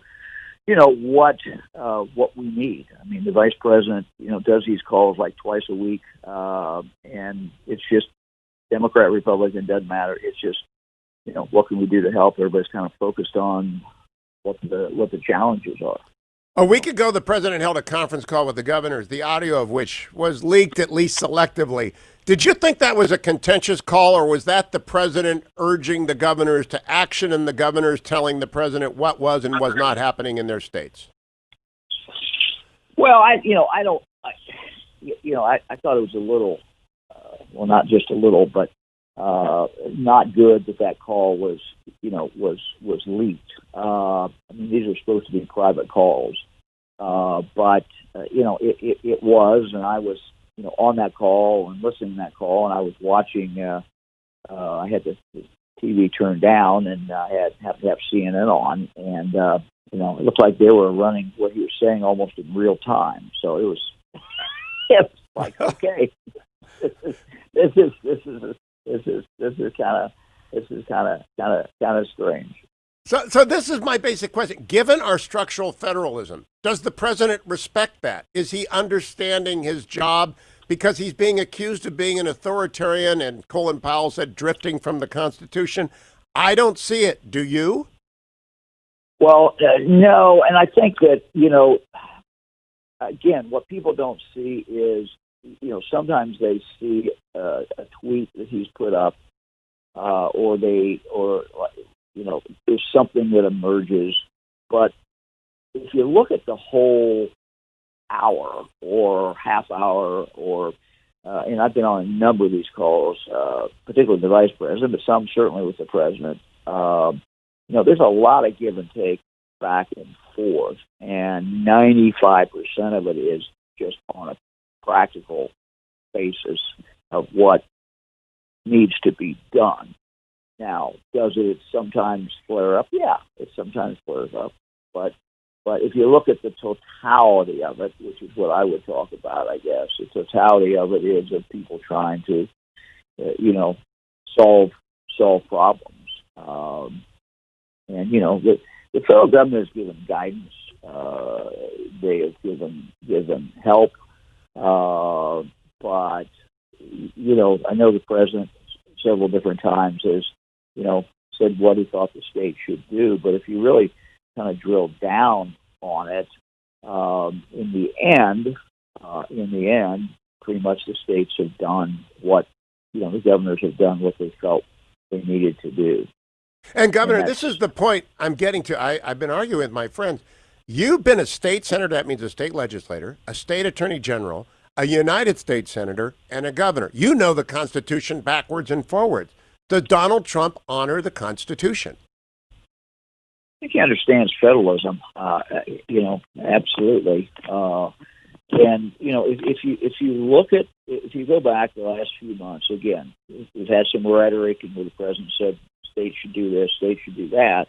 But if you look at what the White House has done, they really have not, by and large, they have not tried to, legally preempt the states. The states are basically running this effort.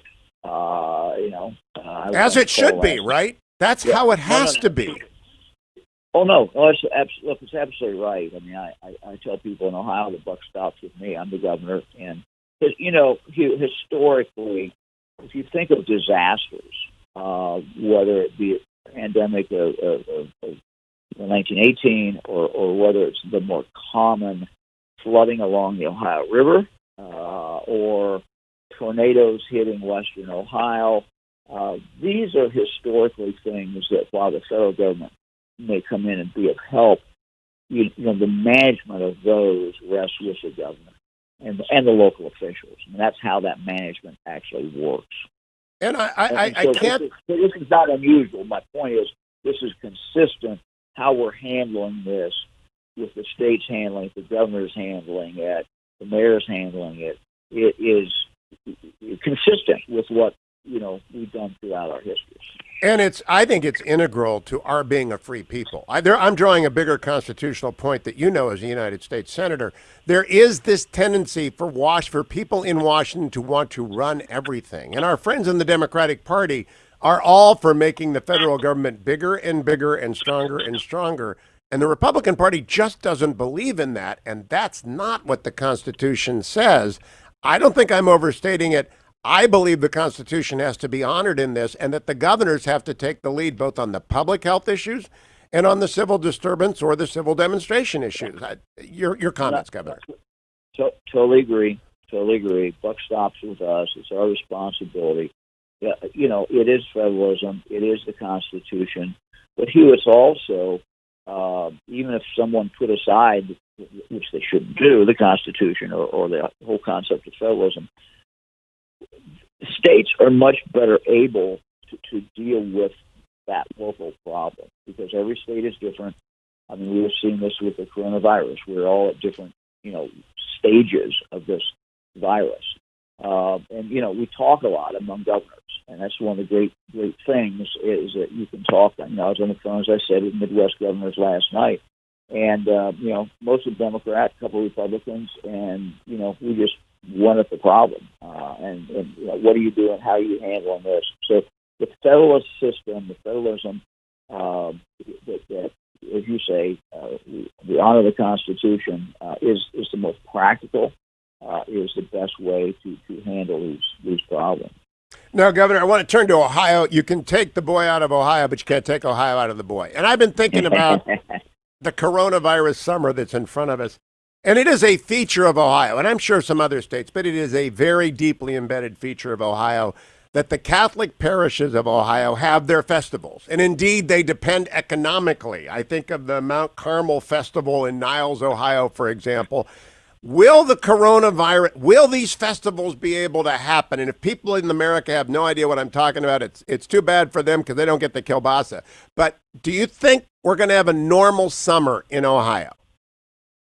Yeah, I think it's going to be a lot more normal than we may have thought. But whether these parish festivals are going to take place here, I don't know yet. I mean, but you're absolutely right. I mean, you go to Cincinnati, for example, and it's one parish festival after another. You have it in the eastern side of the state too, the Mahoney Valley, and Cleveland.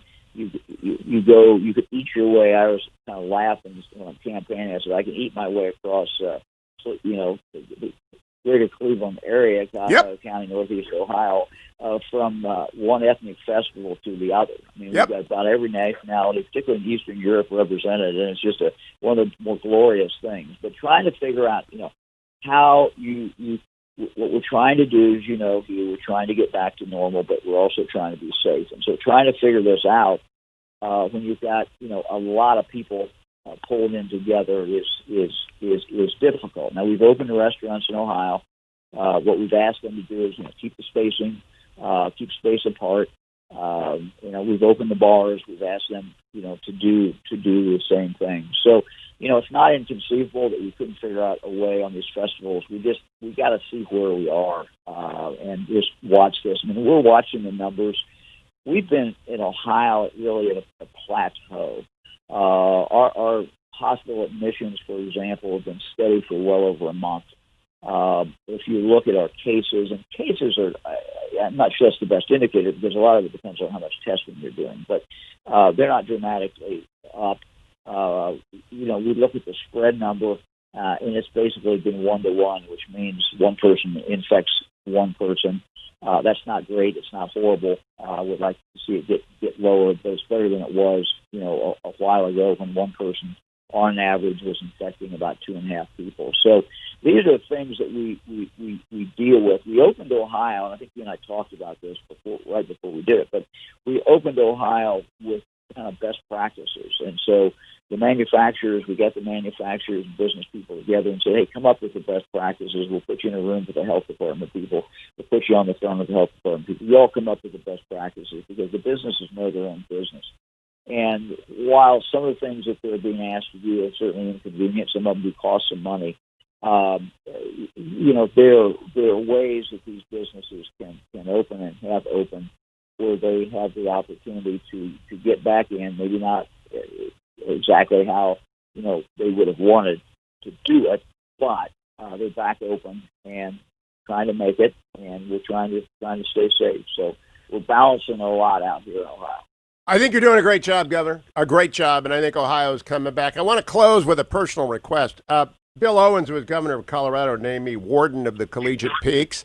Tim Pawlenty named me commissioner of hockey in Minnesota. I have not got an Ohio title. I was thinking maybe master of the horse is open. Is that open in Ohio? Could you designate me master of a horse for Ohio? Yes, but we have to be specific. What kind of horse? No, in Rome, it was just master of the horse. I mean, it's a great title. Okay. We can do that. All right, and so I'll look for a proclamation because they take over when the governor leaves the state. John Huston might not like this, but as master of the horse, I will keep him in my counsels. I'll tell him that. I'm sure that'll make him feel good. Governor Mike DeWine, always a pleasure. Thank you, my friend. Be well. Now I've got it. Master of the horse in Ohio. Look it up, America. Meant a big deal in ancient Rome. Big deal. It's ceremonial in Great Britain, but it meant a big deal in ancient Rome. When the governor's out of town, the master of the horse is in charge. My plot is now complete. I can return to Ohio in full glory. ReliefFactor.com, I return to it now. Didn't you like what the governor explained about Donald Trump on those calls? Isn't that going to be a shock to Colin Powell? Federalism matters, and President Trump gets it. ReliefFactor.com, ReliefFactor.com. I took it in the first hour. I remind you, after the show, I'm out on the byways and highways of the Beltway in training to be a completely in-shape master of the horse. You don't have any idea what that is. Go look it up. Google it. Rome, master of the horse. Mark Antony was master of the horse for Caesar. And so being the master of the horse in Ohio is actually better than warden of the Collegiate Peaks and commissioner of hockey combined. And so I'm having a good day. I'm going to have a great day because of relieffactor.com. $19.95 gets you started, but don't forget as well, honorboundcoffee.com. Honor-bound coffee is what you get if you want your coffee, every cup of it, to support military families in the United States, because all of the profits from Honor-bound coffee go to support the military families in the United States. Pete and Seth Talbot, father and son team. They started relieffactor.com, wild success, tens of thousands of people take it every day. Then they started Honor-bound coffee to help everyone out there who's serving in the uniform of the United States. Get your coffee from honorboundcoffee.com and come back for Senator David Perdue of Georgia next on the Hugh Hewitt Show.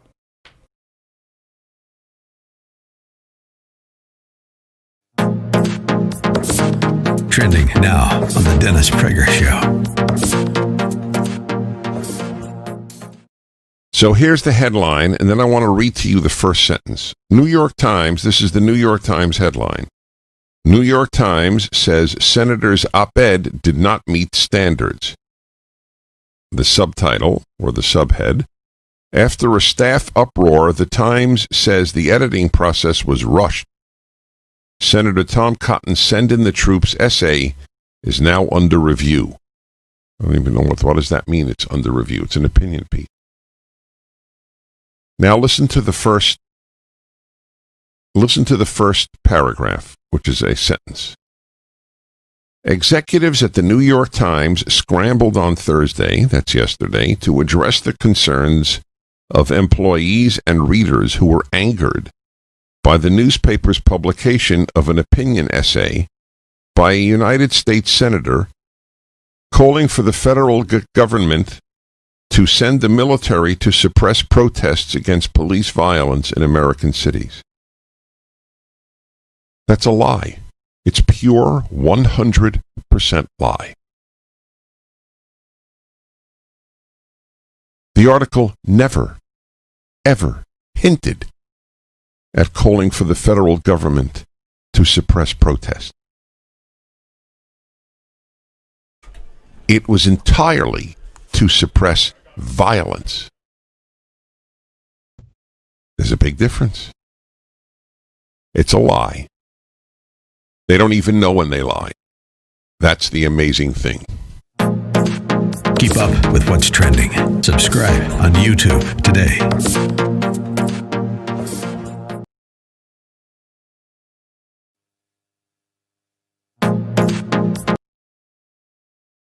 Kind of thinking.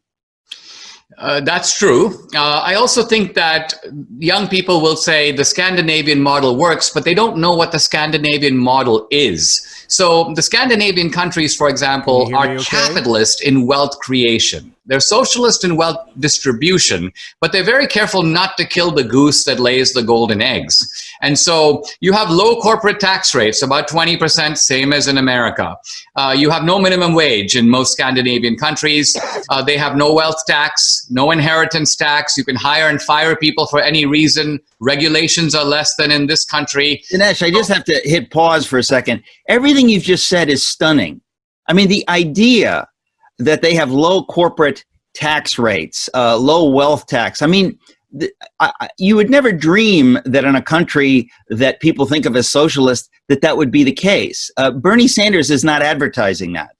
No, and in fact, Bernie Sanders and Elizabeth Warren want to impose financial transaction taxes on Wall Street. Now, there's no Scandinavian country that goes near this. The second part of it is they say, look, we can have a generous welfare state, but here's the point. Everybody has to pay for it, not just the rich. We're not going to go after the billionaires. The basic idea is if we have a 50% tax rate and you make $60,000 a year, give us 30. So in other words, they tax the middle class. Keep up with what's trending. Subscribe.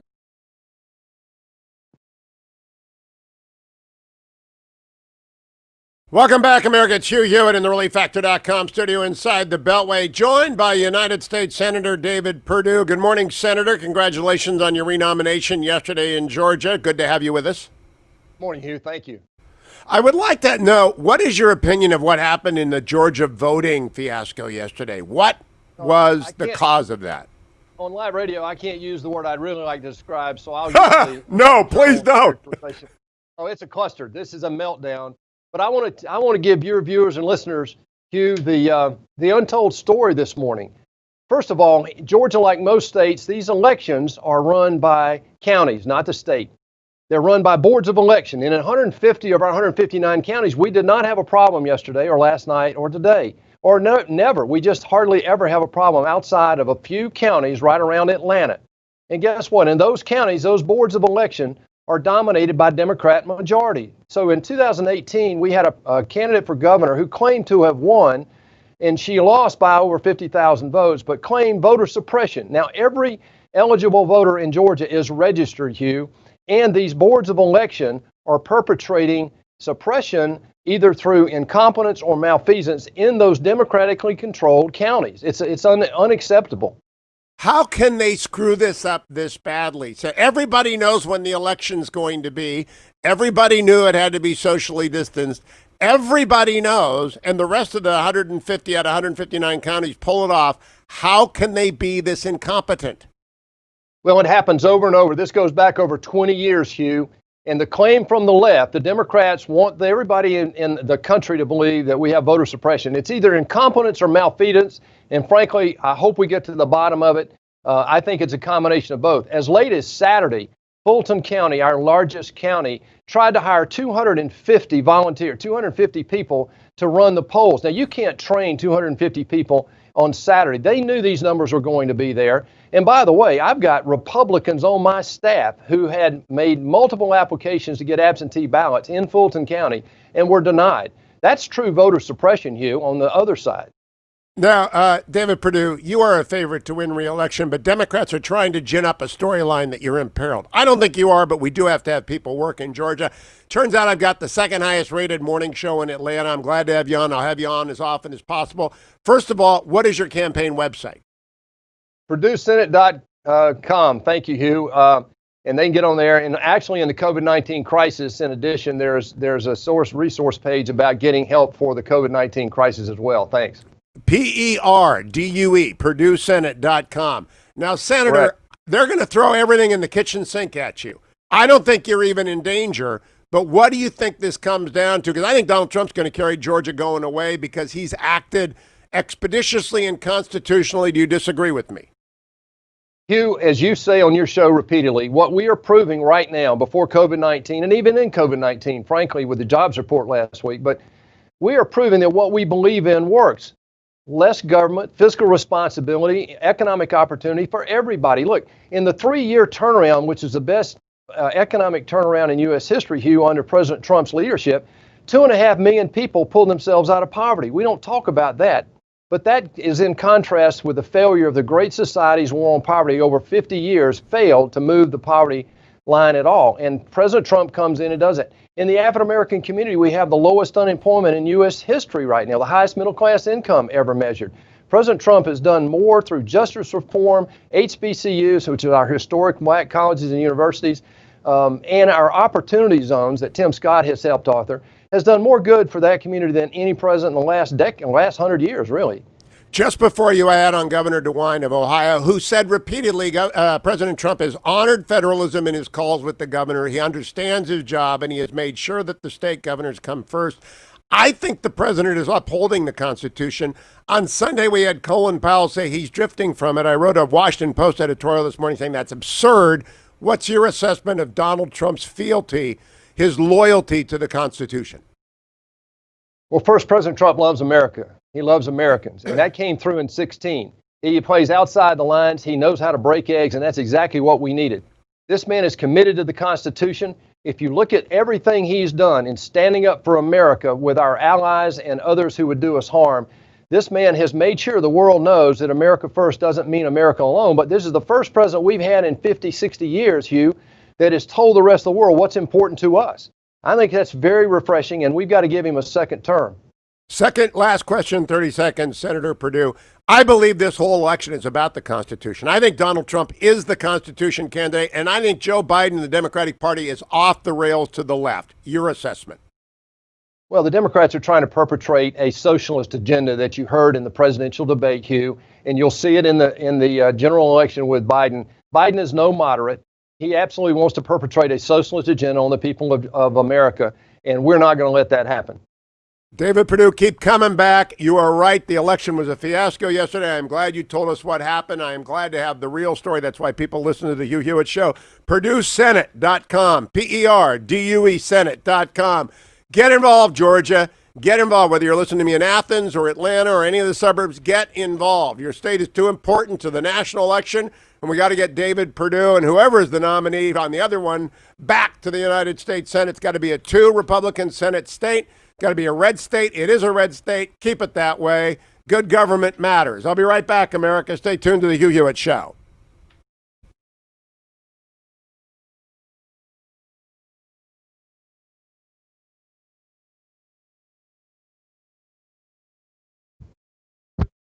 Thank you. We're clear.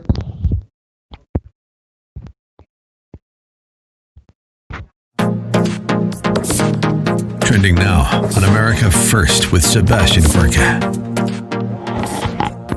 This is the mayor of Washington, D.C., Muriel Bowser, on ABC, who has a problem answering a question. She had giant mural-like graffiti written on the tarmac of a street in downtown D.C., Black Lives Matter, but had nothing to comment on what else was painted there. This is 3 times she was asked a certain question. Muriel Bowser, ABC Video Cut 5. Play video. Now they've added the words defund the police, which they say they fear you will now remove. Is that right? We certainly are very proud of the DC mural that we commissioned in our Department of Public Works and local artists installed. It is an affirmative piece of art, a centering piece of art where people from around the globe have called us and thanked us for acknowledging Black humanity and Black lives in the most important city in the world. And we are very proud of that art. But will you take out the part that says defund police? Well, it's not a part of the mural, and we certainly encourage expression, but we are using the city streets for city art. In other words, that will go away. You will paint over that. I actually haven't even had an opportunity to review it, Martha. She surrendered. She's surrendered. That's the mayor of Washington, D.C., 3 times refusing to say, yes, we will remove the graffiti that says defund the police. Clear enough for you, America? Clear enough for me. Keep up with what's trending. Subscribe on YouTube today.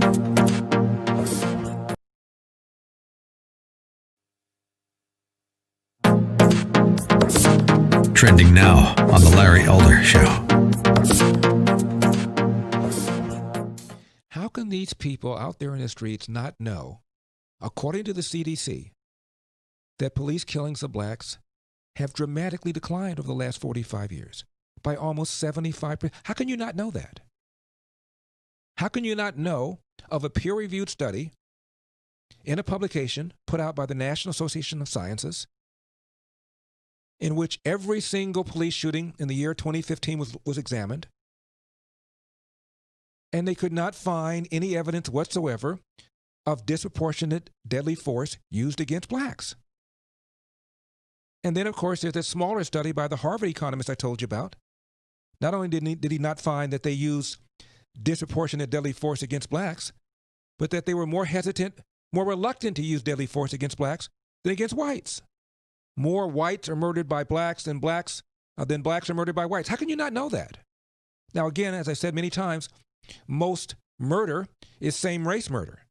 But to the extent that there are interracial black-white homicides every year, about 750, how can you not know that blacks kill 500 whites, even though blacks are 13% of the population, and whites kill 250 blacks, even though they're around 61% of the population? How can you not know that?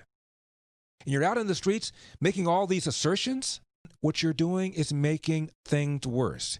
You're creating an image of the police department that's going to make people not want to join it, and you're causing the so-called Ferguson effect. Trending now on The Mike Gallagher Show. This is a good country. This is a good and decent land. And I believe that with all of my heart. That doesn't mean we can't do a lot better, but it doesn't mean that a sizable percentage of America is bad. Evidently, former Vice President Joe Biden and the Democrat presidential nominee thinks a pretty sizable portion of America is bad. He had a town hall yesterday, another one of these virtual town halls. It feels like every time Biden goes off script, he gets in trouble. Do you believe that up to 15% of Americans are bad people? Is that your view of the nation? If we're going to start categorizing what percentage is good, what percentage is bad, I don't know. That doesn't seem like a winning campaign strategy to me. Here was Joe Biden yesterday. He was with actor Don Cheadle in a virtual town hall. Do we really think this is as good as we can be as a nation? I don't think the vast majority of people think that. Hello? There are probably anywhere from 10 to 15% of the people out there that are just good, not very good people. But that's not who we are.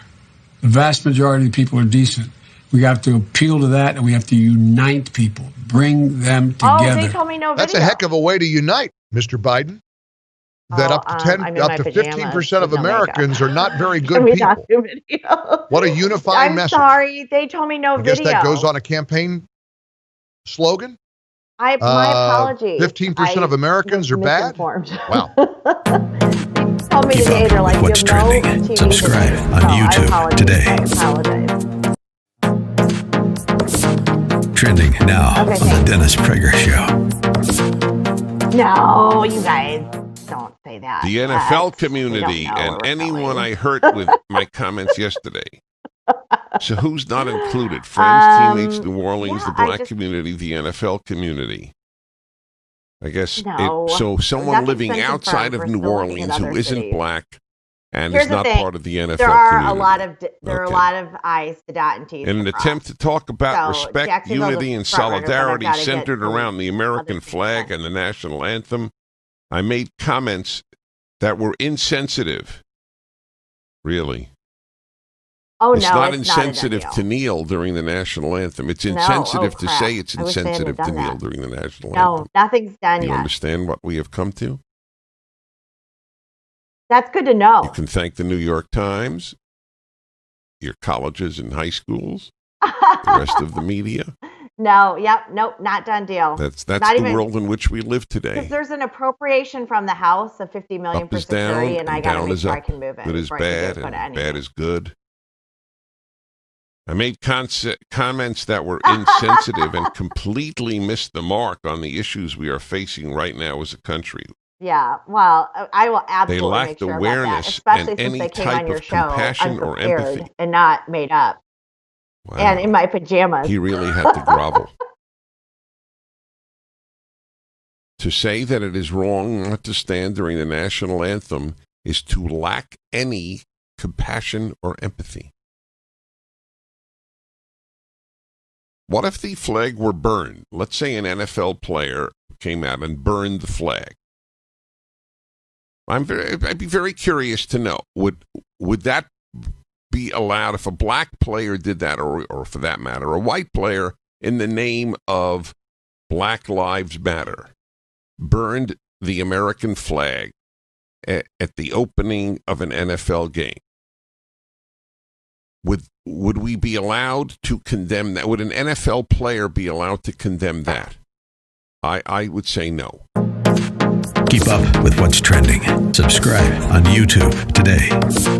America has been doing some soul searching lately. Perhaps you noticed. We're examining what's right with America and what can be made better.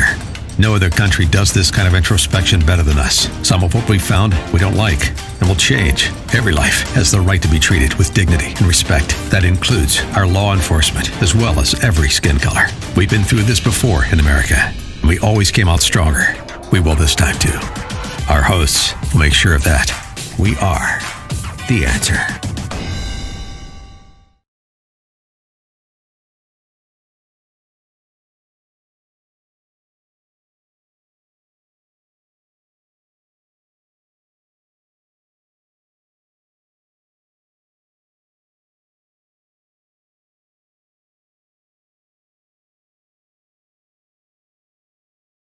My 300 affiliates coast to coast across North America and Europe. I'm Hugh Hewitt. Welcome inside the Beltway.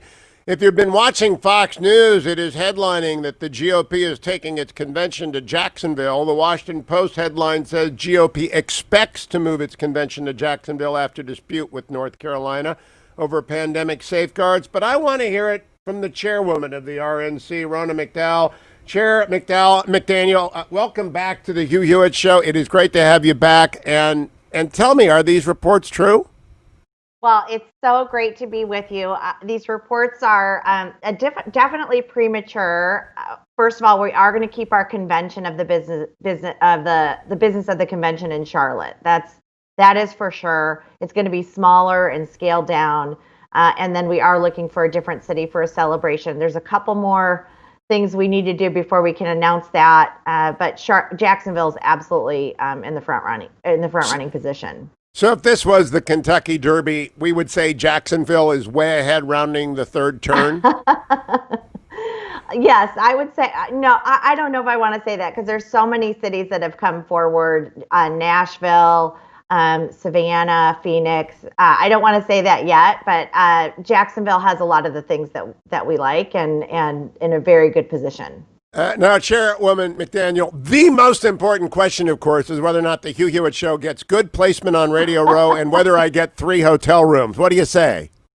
You know, I have to say yes, because I was supposed to be ready for video on your show today, and I'm just doing audio, and I was not prepared. So I've got to take care of you guys. So oh, my gosh, that's all I need is central placement on Radio Row and 3 hotel rooms close to the perimeter. Do you know, this actually gets in the nuts and bolts of conventions. You've been doing them for a long time. The perimeter in Tampa Bay was a nightmare. The one in Cleveland, of course, it was in Ohio, which is the best state. The one in Cleveland was really great. How do you balance the need for security versus the need to have a fun time free of the endless lines of Tampa? You know, this is going to be a little bit of a different convention because we have right now 75 days to move the celebration portion to a different city. So at this point, I don't even know what the perimeter is going to look like because we're taking 2 years of planning and trying to condense it into 75 days. It's been quite a feat if we can get this done, but we've got to get with Secret Service and the security details to make sure we understand what the perimeter will be. But I think it's going to be great. I feel very good about where we're at and the delegate and the celebratory experience. And I feel sad for Charlotte because it's about $200 million in revenue that would have come to their city. We were ready to go. We love that city. And the governor is still keeping them in phase 2 with only 10 people allowed inside of an indoor venue and won't even give them guidelines for phase 3. And I think he's playing politics and didn't want us there. Sure, the governor's a dope. And I think every businessman and businesswoman in Charlotte, North Carolina, should be outraged, absolutely outraged. I was in Cleveland. I was in Minneapolis. I was in Minnesota. I have been going to these conventions since 2000. They are a bonanza for the city that hosts them, Chairwoman McDaniel. Exactly. And with the revenue that's been lost from COVID, we were ready to go and fill their hotels and fill their restaurants. And he made a decision politically to not help us. And I know that if I were the DNC, it would have been a different decision. So shame on him because he put politics over the people of his state and revenues coming into a state. And he's breaking a contract with us, especially when you see him out with large crowds during these protests this last weekend. Obviously, he's not that concerned about a convention coming to town if he's willing to be with large groups of people without a mask himself. So it's sad. We're moving forward. We're going to do the business in Charlotte. We love Charlotte. The business community's been great. The mayor's been great. But we can't have our celebration there, and we're going to move to a new city. So I'm sure Senator Tillis is begging you to reconsider. He's a great senator. He loves his state. But I don't think you can at this point. I think Ron DeSantis is going to do everything he can to get you to Florida. Have you been in conversation frequently with Governor DeSantis? Yeah, I've been speaking to actually several governors who have been just phenomenal in reaching out. The thing is, you know, and Hugh, you know this, there's 5,000 delegates and alternates, and we just could not ask them in good conscience. These are the grassroots. These are the heart of the party. They save up for convention. We can't ask them to go to a city and be committed to 5 nights of hotels and say, by the way, you can't go to a restaurant. We can't have a meeting. We can't go to the convention center. and you're going to basically be sheltering in place. So these other states are saying you can have your convention, and we want the party here. We want our hotels filled, and we want our restaurants filled. And Ron DeSantis has been great to deal with. And it's going to be wonderful in Jacksonville if that turns out to be the case. A beach town is always fun, provided there is no hurricane. I liked it in Tampa when we got to actually have the party, and when you got through security. It's just a balancing act. Do they have the hotel rooms that they need, Chairwoman McDaniel? Because that is always the key. I ended up staying in St. Pete's Beach in Tampa, which took me an hour and a half to get downtown. I have endless grievances against Tampa Bay, but I love the city. But endless grievances about that convention. What about hotels in Jacksonville? Yeah, that's obviously the biggest concern we have, hotels in any city. One, we need to lock them up before everybody starts jumping in and trying to get hotel rooms, which we feel like they have a good allotment of hotel rooms. They're very inexpensive, which is good. They're going to be affordable. They're going to be a little further out, some of them, if it ends up being there. Nashville obviously has huge hotel capacity. I did get a last-minute call from Las Vegas. They obviously have hotel capacity, but we feel very good about where we are on the hotel front. Oh, that's good. Just remember, Hewitt Show, 3 rooms. Now, let's talk about, you've got a great team, by the way. Steve Guest, the whole team over there, they will get this done. They may work around the clock, but you've put together a great team at the RNC. I don't think I've slept for 2 weeks. So I was talking to Governor Lee last night in Tennessee, and I said, I think it's going on 2 weeks of no sleep. It was Memorial Day that this kind of all blew up. But we didn't release our hotel rooms in Charlotte because we had a feeling the governor was going to kind of hoodwink us and say, oh, go book your rooms and then I'll give you guidelines. And we were like, no, you need to give us guidance before we book our rooms. And thank goodness we did, because that would have been shameful to have these people fly out and not be able to have a gathering. Any doubt in your mind if it had been the Democratic convention that he would have made it happen? Absolutely no doubt in my mind. And I think that's really disgusting too, because we've spent a lot of money in that state, a lot. We've had staff living on the ground for 2 years. There's been a lot of tears shed by our team who have worked hard with the local community.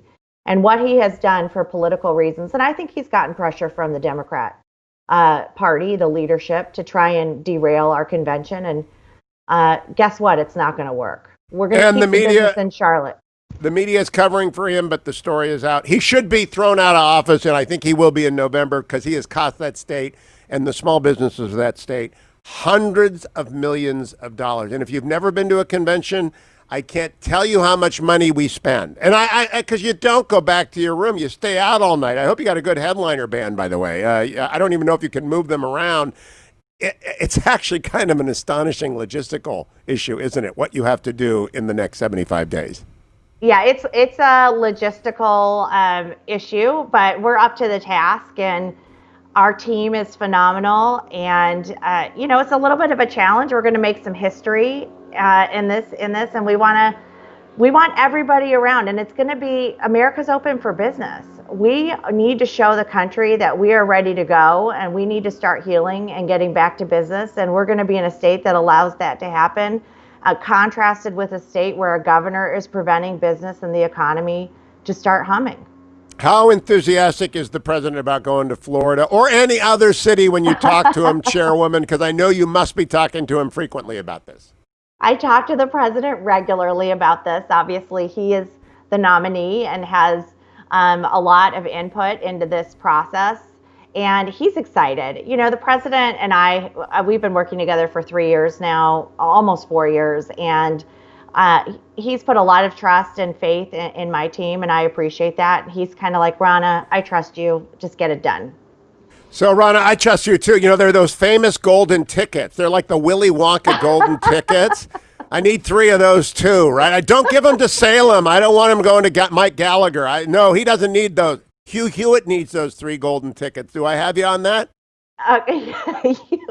You have 3. Well, 3 golden tickets in the arena. Is that what you're talking about? Well, they're all access passes. You get to go everywhere with them. Oh, I don't know about that yet. Oh, no, come on now. There'll be less all access passes. It's going to be smaller. So we're figuring that out. Ryan's would have given them to us. Ryan's did that for me.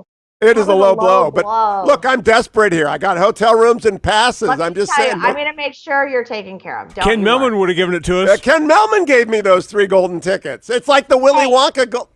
They didn't have to move their convention in 75 days. So I Gotta don't remember even know what it's going to look like. I think I'm the #1 rated show in Jacksonville, 100.3 FM. I'm just saying, Chairwoman McDaniel, we'll talk to you again in a week and find out how it's going. Good luck. This is really an awesome challenge. You're doing it well. Thank you. I think I got the hotel rooms and maybe I got the tickets. What do you think, Dwayne? It's sure possible. I think it sounded like, yeah, but you did hit, that was a low blow, Reince and Millman. That was. Thanks, Ronna. That was great. Thank you. Appreciate it.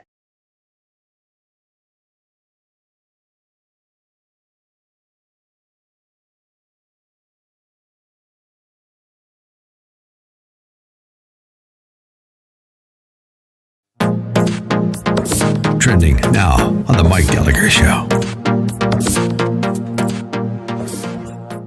The U.S.-based company Surgisphere, whose handful of employees appear to include a science fiction writer and an adult content model, provided data from multiple studies on COVID-19 co-authored by its chief executive, so far has failed to adequately explain its data or methodology. Harsanyi points out partisans have been rooting against hydroxychloroquine for months now. There's really no other way to describe the manic reaction to a drug that has been widely, though anecdotally, said to have therapeutic value against coronavirus. Politicians have blocked attempts to study the drug. The number of shoddy pieces of journalism surrounding hydroxychloroquine, he writes, is just remarkable. A couple of weeks ago, Biden compared taking hydroxychloroquine to drinking bleach, even though millions of Americans take hydroxychloroquine every day to survive. Well, now we know, according to National Review, that thousands of hospitals around the world relied on Surgisphere data to make determinations about treatment and studies. The World Health Organization, the organization I'm assured we must continue funding, halted clinical trial, right? Well, guess what the World Health Organization has now done? They've reversed course, they've resumed studies, and we very well may learn that hydroxychloroquine is helpful in mitigating the damage that coronavirus does. And if that happens and we've delayed the studies, we can probably thank knee-jerk anti-Trumpism for the delays. Once again, lots of deception going on. Keep up with what's trending. Subscribe on YouTube today.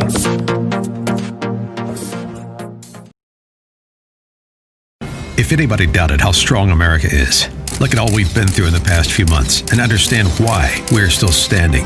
We're still standing because we believe in the bonds that bring us together. We believe in freedom and liberty. And we believe that after all we've been through, nothing can defeat us. So let's cheer as America gets ready to rebuild and remake our lives bigger, stronger, better than ever before. Keep it here to find out how. We are the answer. Trending now on America First with Sebastian Gorka. We've been told for at least 6 weeks now that the only way that we can come out of this in any semblance of getting back to normal is this V-shaped recovery. We had this precipitous voluntary drop because we, as you said, we literally shut down the most powerful economy in the world. And as a result, what we need to see is a concordant and analogous, very, very steep recovery. Don't the figures today indicate that V-shaped recovery, you're the expert, Trish, that V-shaped recovery is in fact possible? Yeah.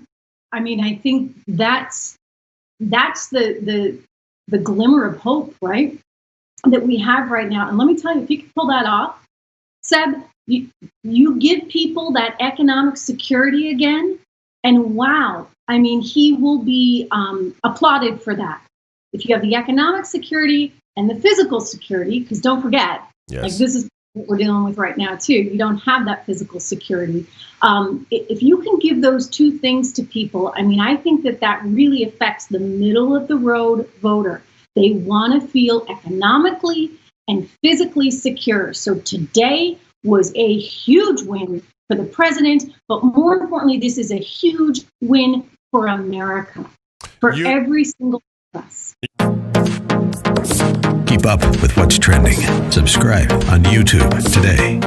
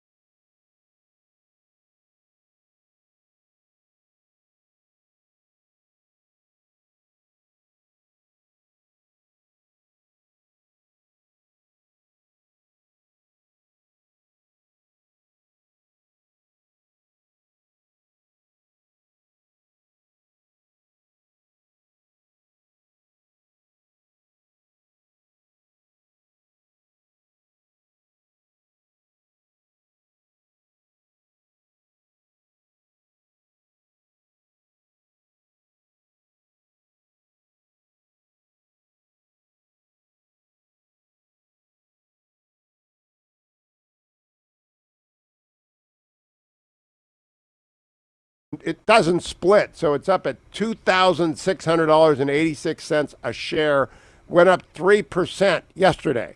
And more is expected from big tech today. What is going on? America is reopening, but this 3-month disintermediation of customer from habit is profound. Now, what does that mean? I got to explain that for the Steelers fan. Imagine that Ben Roethlisberger, what's his name? Nobody really knows. He was hurt all last year. Yeah, nobody really remembers him. He's kind of sunset. I'm joking, Pittsburgh. I remember Ben. Big Ben, imagine that they just walked out in the middle of the game and they gave him a new playbook. Right? They took away the old playbook and they said, we fired your awful head coach and here's the new playbook. The Browns do that pretty much every year, by the way. And so they give him a new playbook. And he says, okay, I'll do the best I can.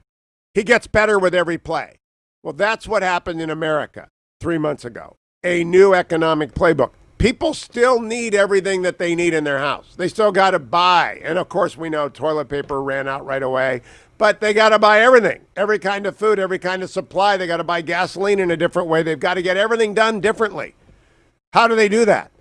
They do that via the new technology. They entertain themselves with Netflix and Amazon Prime.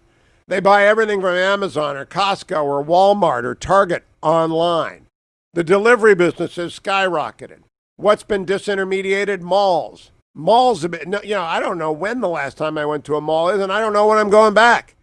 I don't think the fetching Mrs. Hewitt has been to a mall. This must be withdrawal for most of America if they like going shopping. I don't. I hate shopping. But for those people who love it, I don't know what they're doing. But I know that Northern Virginia's reopened and people can eat outside. But the stores are kind of open. Well, guess what? Big tech is the winner. Old retail is the loser. And that's being reflected in the marketplace. That's the business story of the day. And I have never seen money move this fast to a sector. Don't forget AndrewandTodd.com. You ought to buy real estate. You ought to help your kids get into real estate right now. And if you're going to become a non-occupying co-borrower, that means you're going to lend them money and put your credit online.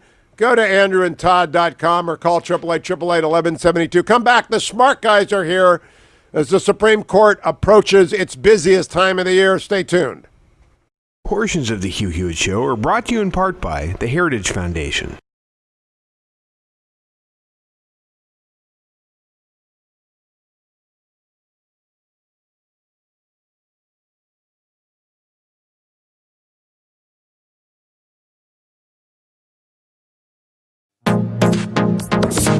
Trending now on the Dennis Prager Show.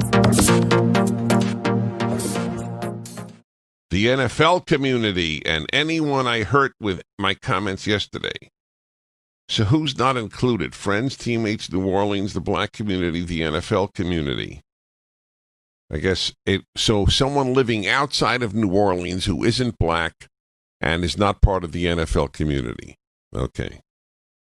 In an attempt to talk about respect, unity, and solidarity centered around the American flag and the national anthem, I made comments that were insensitive. Really. It's not insensitive to kneel during the national anthem. It's insensitive to say it's insensitive to kneel during the national anthem. Do you understand what we have come to? You can thank the New York Times, your colleges and high schools, the rest of the media. That's the world in which we live today. Up is down and down is up. Good is bad and bad is good. I made comments that were insensitive and completely missed the mark on the issues we are facing right now as a country. They lacked awareness and any type of compassion or empathy. Wow. He really had to grovel. To say that it is wrong not to stand during the national anthem is to lack any compassion or empathy. What if the flag were burned? Let's say an NFL player came out and burned the flag. I'd be very curious to know, would that be allowed if a black player did that, or for that matter, a white player in the name of Black Lives Matter burned the American flag at the opening of an NFL game? Would we be allowed to condemn that? Would an NFL player be allowed to condemn that? I would say no. Keep up with what's trending. Subscribe on YouTube today.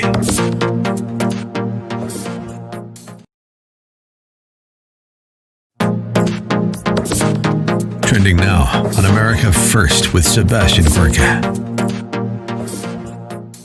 We've been told for at least 6 weeks now that the only way that we can come out of this in any semblance of getting back to normal is this V-shaped recovery. We had this precipitous voluntary drop because we, as you said, we literally shut down the most powerful economy in the world. And as a result, what we need to see is a concordant and analogous, very, very steep recovery. Security again. And wow, I mean, he will be applauded for that. If you have the economic security and the physical security, because don't forget, like this is what we're dealing with right now too. You don't have that physical security. If you can give those two things to people, I mean, I think that really affects the middle of the road voter. They want to feel economically and physically secure. So today was a huge win for the president, but more importantly, this is a huge win for America, for every single one of us. Keep up with what's trending.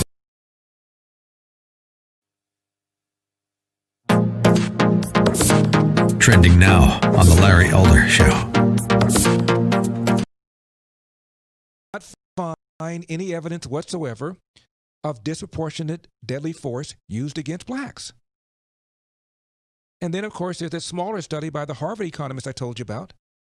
Not only did he not find that they used disproportionate deadly force against blacks, but that they were more hesitant, more reluctant to use deadly force against blacks than against whites. More whites are murdered by blacks than blacks are murdered by whites. How can you not know that?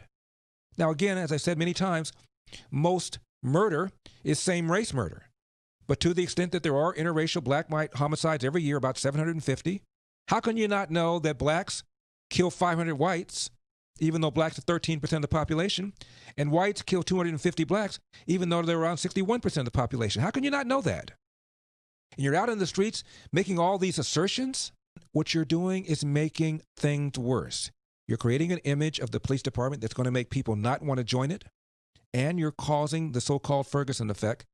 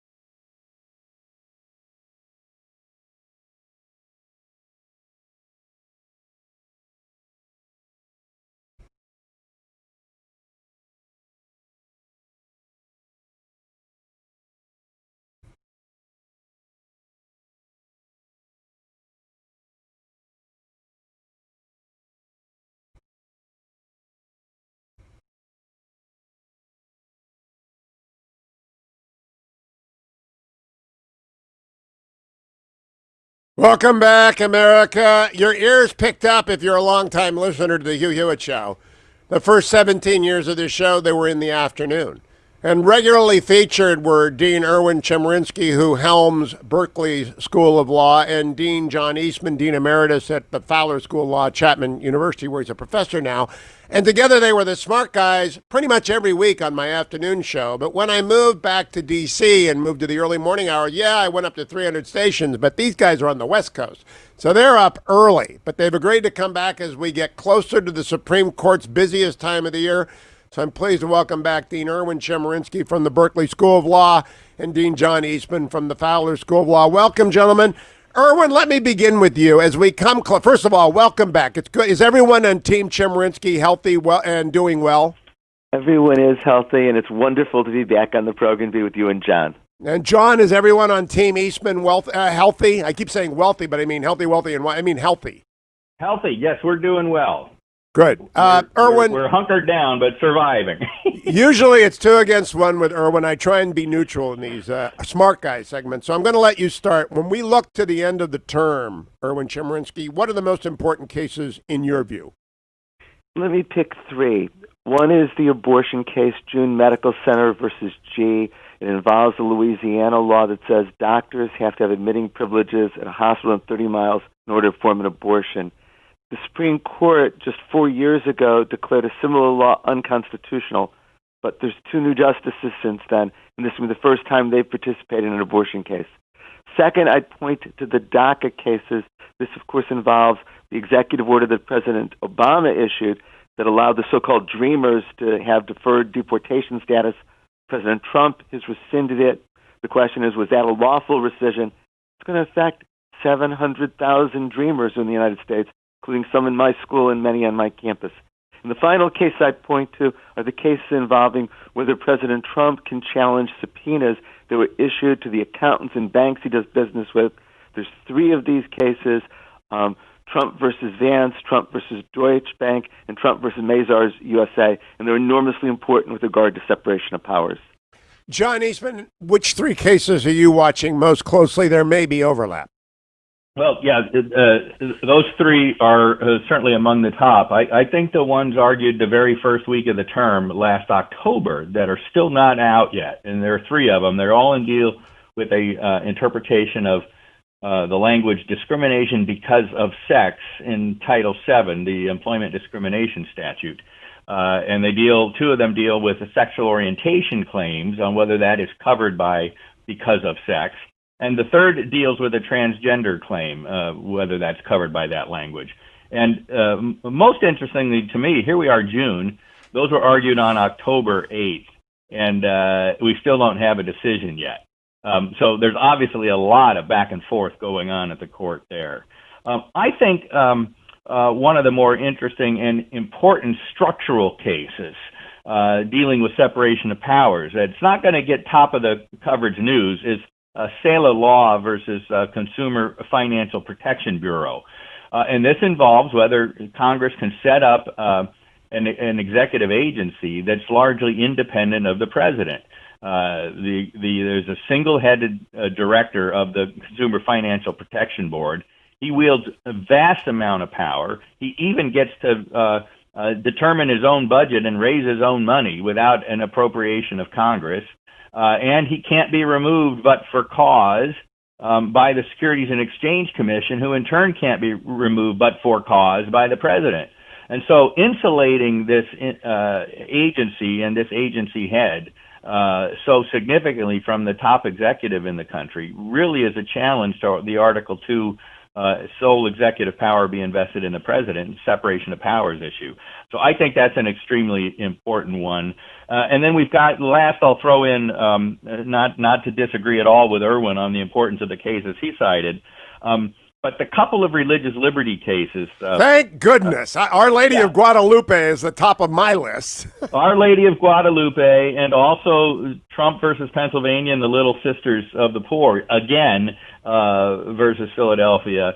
The latter cases deal with, again, the contraceptive mandate in Obamacare or the Affordable Care Act. Our Lady of Guadalupe deals with how broad the ministerial exception that the Supreme Court recognized a few years ago is going to reach. Does it reach the people who because of the particular language used by the particular faith, they don't call their teachers ministers? Does it nevertheless apply to teachers in religious schools, like at a Catholic school, who teach religious doctrine? And whether, therefore, the religion, the position is exempt from various employment discrimination statutes or age discrimination statutes or whatever, because it goes to the core of what the church does as a religion. And so those are the biggies at the end of the term. We'll get into some inside baseball on who I think writing the opinion here in a minute, but I think those are the ones that everybody ought to be watching. So, Erwin, I want to put the ball back in your court, but add a dimension. You're also the dean of one of the country's leading law schools. So the coronavirus has upended every dean's life. Our dean, Matt Parlow, who succeeded John by one, is dealing with it. How goes the effort to reopen Berkeley? It's enormously complicated. Our hope is to try to have some in-person classes, but the reality is, no matter what, most is going to have to be online. When you think of the fact that with social distancing, there's to be 6 feet between each student, even a large classroom can only hold about 25% of its usual capacity. We then also have to consider things like HVAC systems, restrooms, ingress and egress. So we've developed a detailed plan. It prioritizes having first-year students have some in-person classes and a bit of in-person classes for 2Ls and 3Ls, second and third-year students, but it's all uncertain at this point. My hope is we'll be able to know by the end of June, can we do this? You're a distinguished and accomplished dean, Erwin. I'm sure if anyone can, you will. Now I want to go back and put the ball in your court about John's ranking of cases, and in particular, I do have a great interest in Our Lady of Guadalupe. I think it's the most important thing on the court's docket. How do you see these things going? Prediction is always difficult. I think the question with regard to that case is the court willing to say that religious institutions are completely exempt from employment discrimination law? They took one step in that direction in the Hosanna Tabor case, where they said if a teacher is ordained as a minister, then the government can't hold the school liable because you can't hold a religious institution liable for the choice it makes is to obey its ministers. This is a huge step forward, it would say, even if the person's not a minister, even if the person has some involvement in teaching religion, and how much is disputed factually in this case, still there's an exemption. I'd be very troubled to say that religious institutions have that kind of broad exemption from employment discrimination law. John Eastman, I'm a product of Catholic education, and I cannot imagine my high school being able to perpetrate Catholic doctrine if it could not control its hiring to those people who not only ascribed to it, but practiced it publicly. Well, I think that's right. And if the court holds the Catholic Church accountable here, it is effectively discriminating between religions. The Catholic Church does not ordain its teachers as ministers. The word minister is a much more narrow focus in the Catholic Church. And so what you are really telling the court, asking the court to do, is put the thumb on the scale. If you're a Protestant sect that lists everybody that works for you as an ordained minister, and you know you have a modest amount of training that goes into that, then you're exempt from Title VII. But if you're the Catholic Church, where a minister is only the person who is an ordained priest who can provide the sacraments, but anybody else that is involved in the teaching of religious doctrine or the conveying of the religious mission is not a minister and therefore not exempt, then that's a huge discrimination but among the different religions, and I don't think the court can permit that. Now, Erwin, let's not make it just Catholics, but also Hasidic schools, also Islamic schools. It just seems to me to be almost driven by the founding that these schools must have their space. What's your response to that? What's interesting here is for decades, it's always been assumed that the anti-discrimination laws apply to these schools, and there hasn't been any horrible results. To hear it's going to be an apocalypse to not do something that we've done for decades seems strange to me in that regard. I do think it's a tension between equality on the one hand, trying to prevent discrimination, and religious freedom on the other. I come out the other side of you and John, because I don't think people should be able to use their religion to injure others. And I don't think people should be able to use their religion in this way to discriminate on the basis of sex, discriminate on the basis of sexual orientation, to discriminate in the ways employment discrimination laws prohibit. And John, of course, I'm going to give you a word on that. But let me go to the abortion case first, Erwin. Is there any way the court can distinguish the prior case in your view? It could say that with regard to the Texas law that was struck down 4 years ago, there was a more detailed factual finding with regard to what the effect would be in denying access to women for abortion. And that's what the two judges in the Fifth Circuit said in upholding the Louisiana law and distinguishing the Texas one. There was a very strong dissent written by Judge Patrick Higginbotham, who you know is a conservative, saying there's really no difference. The question is, can a state require that doctors have admitting privilege within 30 miles? And what he said is the analysis is the same. There's no indication this does anything to protect women's health. Rarely do women having an abortion need to be hospitalized. And if they do, they can have the doctors at hospital provide treatment. And he said this will close facilities and limit the ability of women to have access to abortion. John, last comment on this segment. Do you think that this case will mark a significant transformation of the Casey doctrine, which is really the modern Roe doctrine? I don't think they even get to the Casey doctrine, because one of the interesting aspects of this case that didn't exist in the prior case in Texas was that the court was asked to consider whether the abortion doctors and clinics even have the legal right to bring the case, challenging a statute that is designed to protect women against the very same abortion clinics.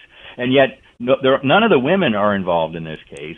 No women's rights organization were parties to the case. It was the abortion clinics themselves, and they were actually at odds with the ideological outcome sought that would normally seek by women for a statute that is purported to protect their health. And so if they decide this on standing grounds, and I think it's pretty clear-cut standing grounds, third-party standing is a very difficult hurdle to get over. You normally have to raise your own claims, not the claims of others. The court for decades has watered down that doctrine in the context of abortion cases only, but still applies it fairly stringently elsewhere. And then we will look for that in the weeks ahead. The smart guys will be back. Erwin Chemerinsky, Dean of Berkeley Law School. John Eastman, Dean Emeritus at Chapman's Fowler School of Law. Thank you both. The smart guys are back, and boy, have they been missed. What you cannot miss, though, what you must not miss is your ReliefFactor.com. I tell you about it 3 times a day. I take it in the first hour, and I remind you twice more during the show. Don't leave home without it. Take it. You'll feel better throughout the day. You'll do those things which you normally do, whether it's reaching for the peanut butter or unloading the dishwasher or driving a long commute, and you'll feel better for it every single day. Whether you're in shutdown still or back out and doing your job, if you're at work, you need ReliefFactor.com. $19.95 gets you started. Join the tens of thousands who use it, and come right back on the Hugh Hewitt Show.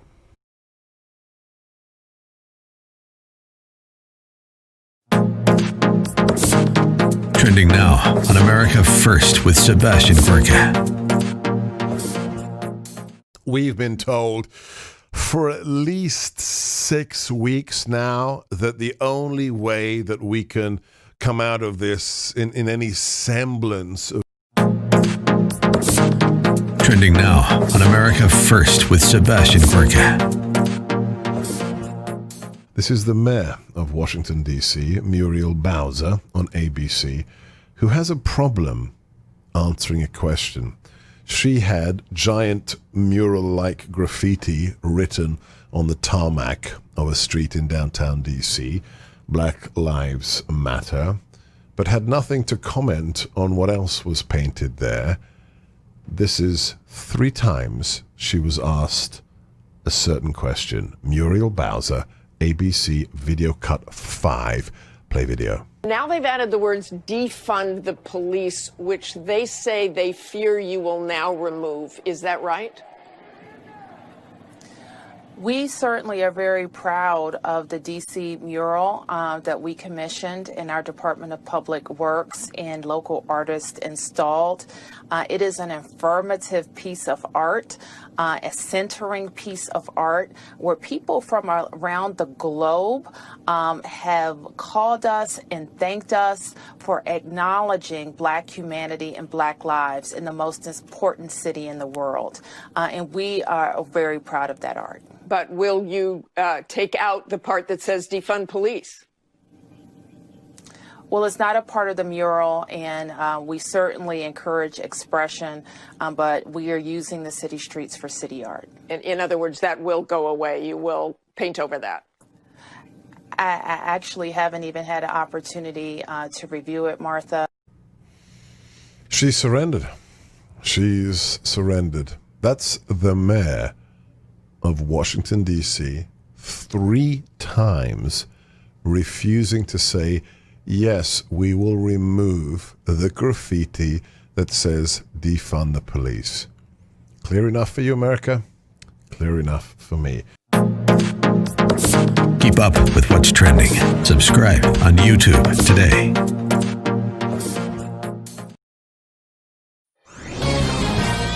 This is Owen Strand for townhall.com. The recent events across America have reminded citizens that freedom, peace, and safety are fragile things. The death of George Floyd in Minnesota calls for justice through our system of due process. The officer who suffocated Floyd had numerous citations for bad conduct. Unfortunately, police unions make it very hard to remove bad cops. Following Floyd's death, peaceful protests were held, but then depraved rioting, looting, and destruction unfolded. In the midst of this lawlessness, the group that calls itself Antifa has wreaked havoc. Antifa is evil, a movement of nihilism cloaked in the tones of liberation. Thankfully, President Trump labeled Antifa a domestic terrorist group, one of the more important domestic decisions thus far of his presidency. Attorney General William Barr publicly reinforced this stance. In riled times, we seek freedom, peace, and safety, and we seek justice. Justice in Floyd's case, and justice to end Antifa's reign of terror. I'm Owen Strand. The Pepperdine School of Public Policy, America's unique graduate program for leaders. Learn more at publicpolicy.pepperdine.edu.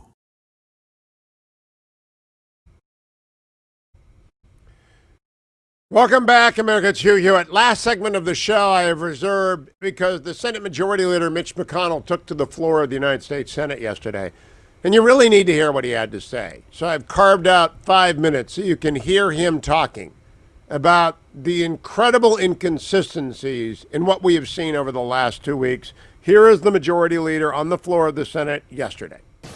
Today, Madam President, I need to discuss a different pressing problem that concerns Americans' constitutional rights. It's becoming clear to many Americans, including many who appreciate and applaud the recent protests, that our national life during this pandemic has slid toward a double standard. For weeks, state and local leaders put normal American life totally on ice and asked citizens to prioritize fighting the virus.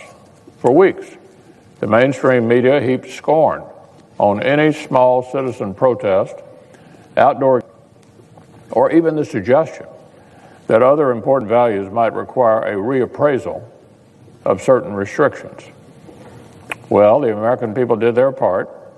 They made necessary sacrifices that clearly helped the country, and they're ready to continue doing their part as our reopening carefully proceeds.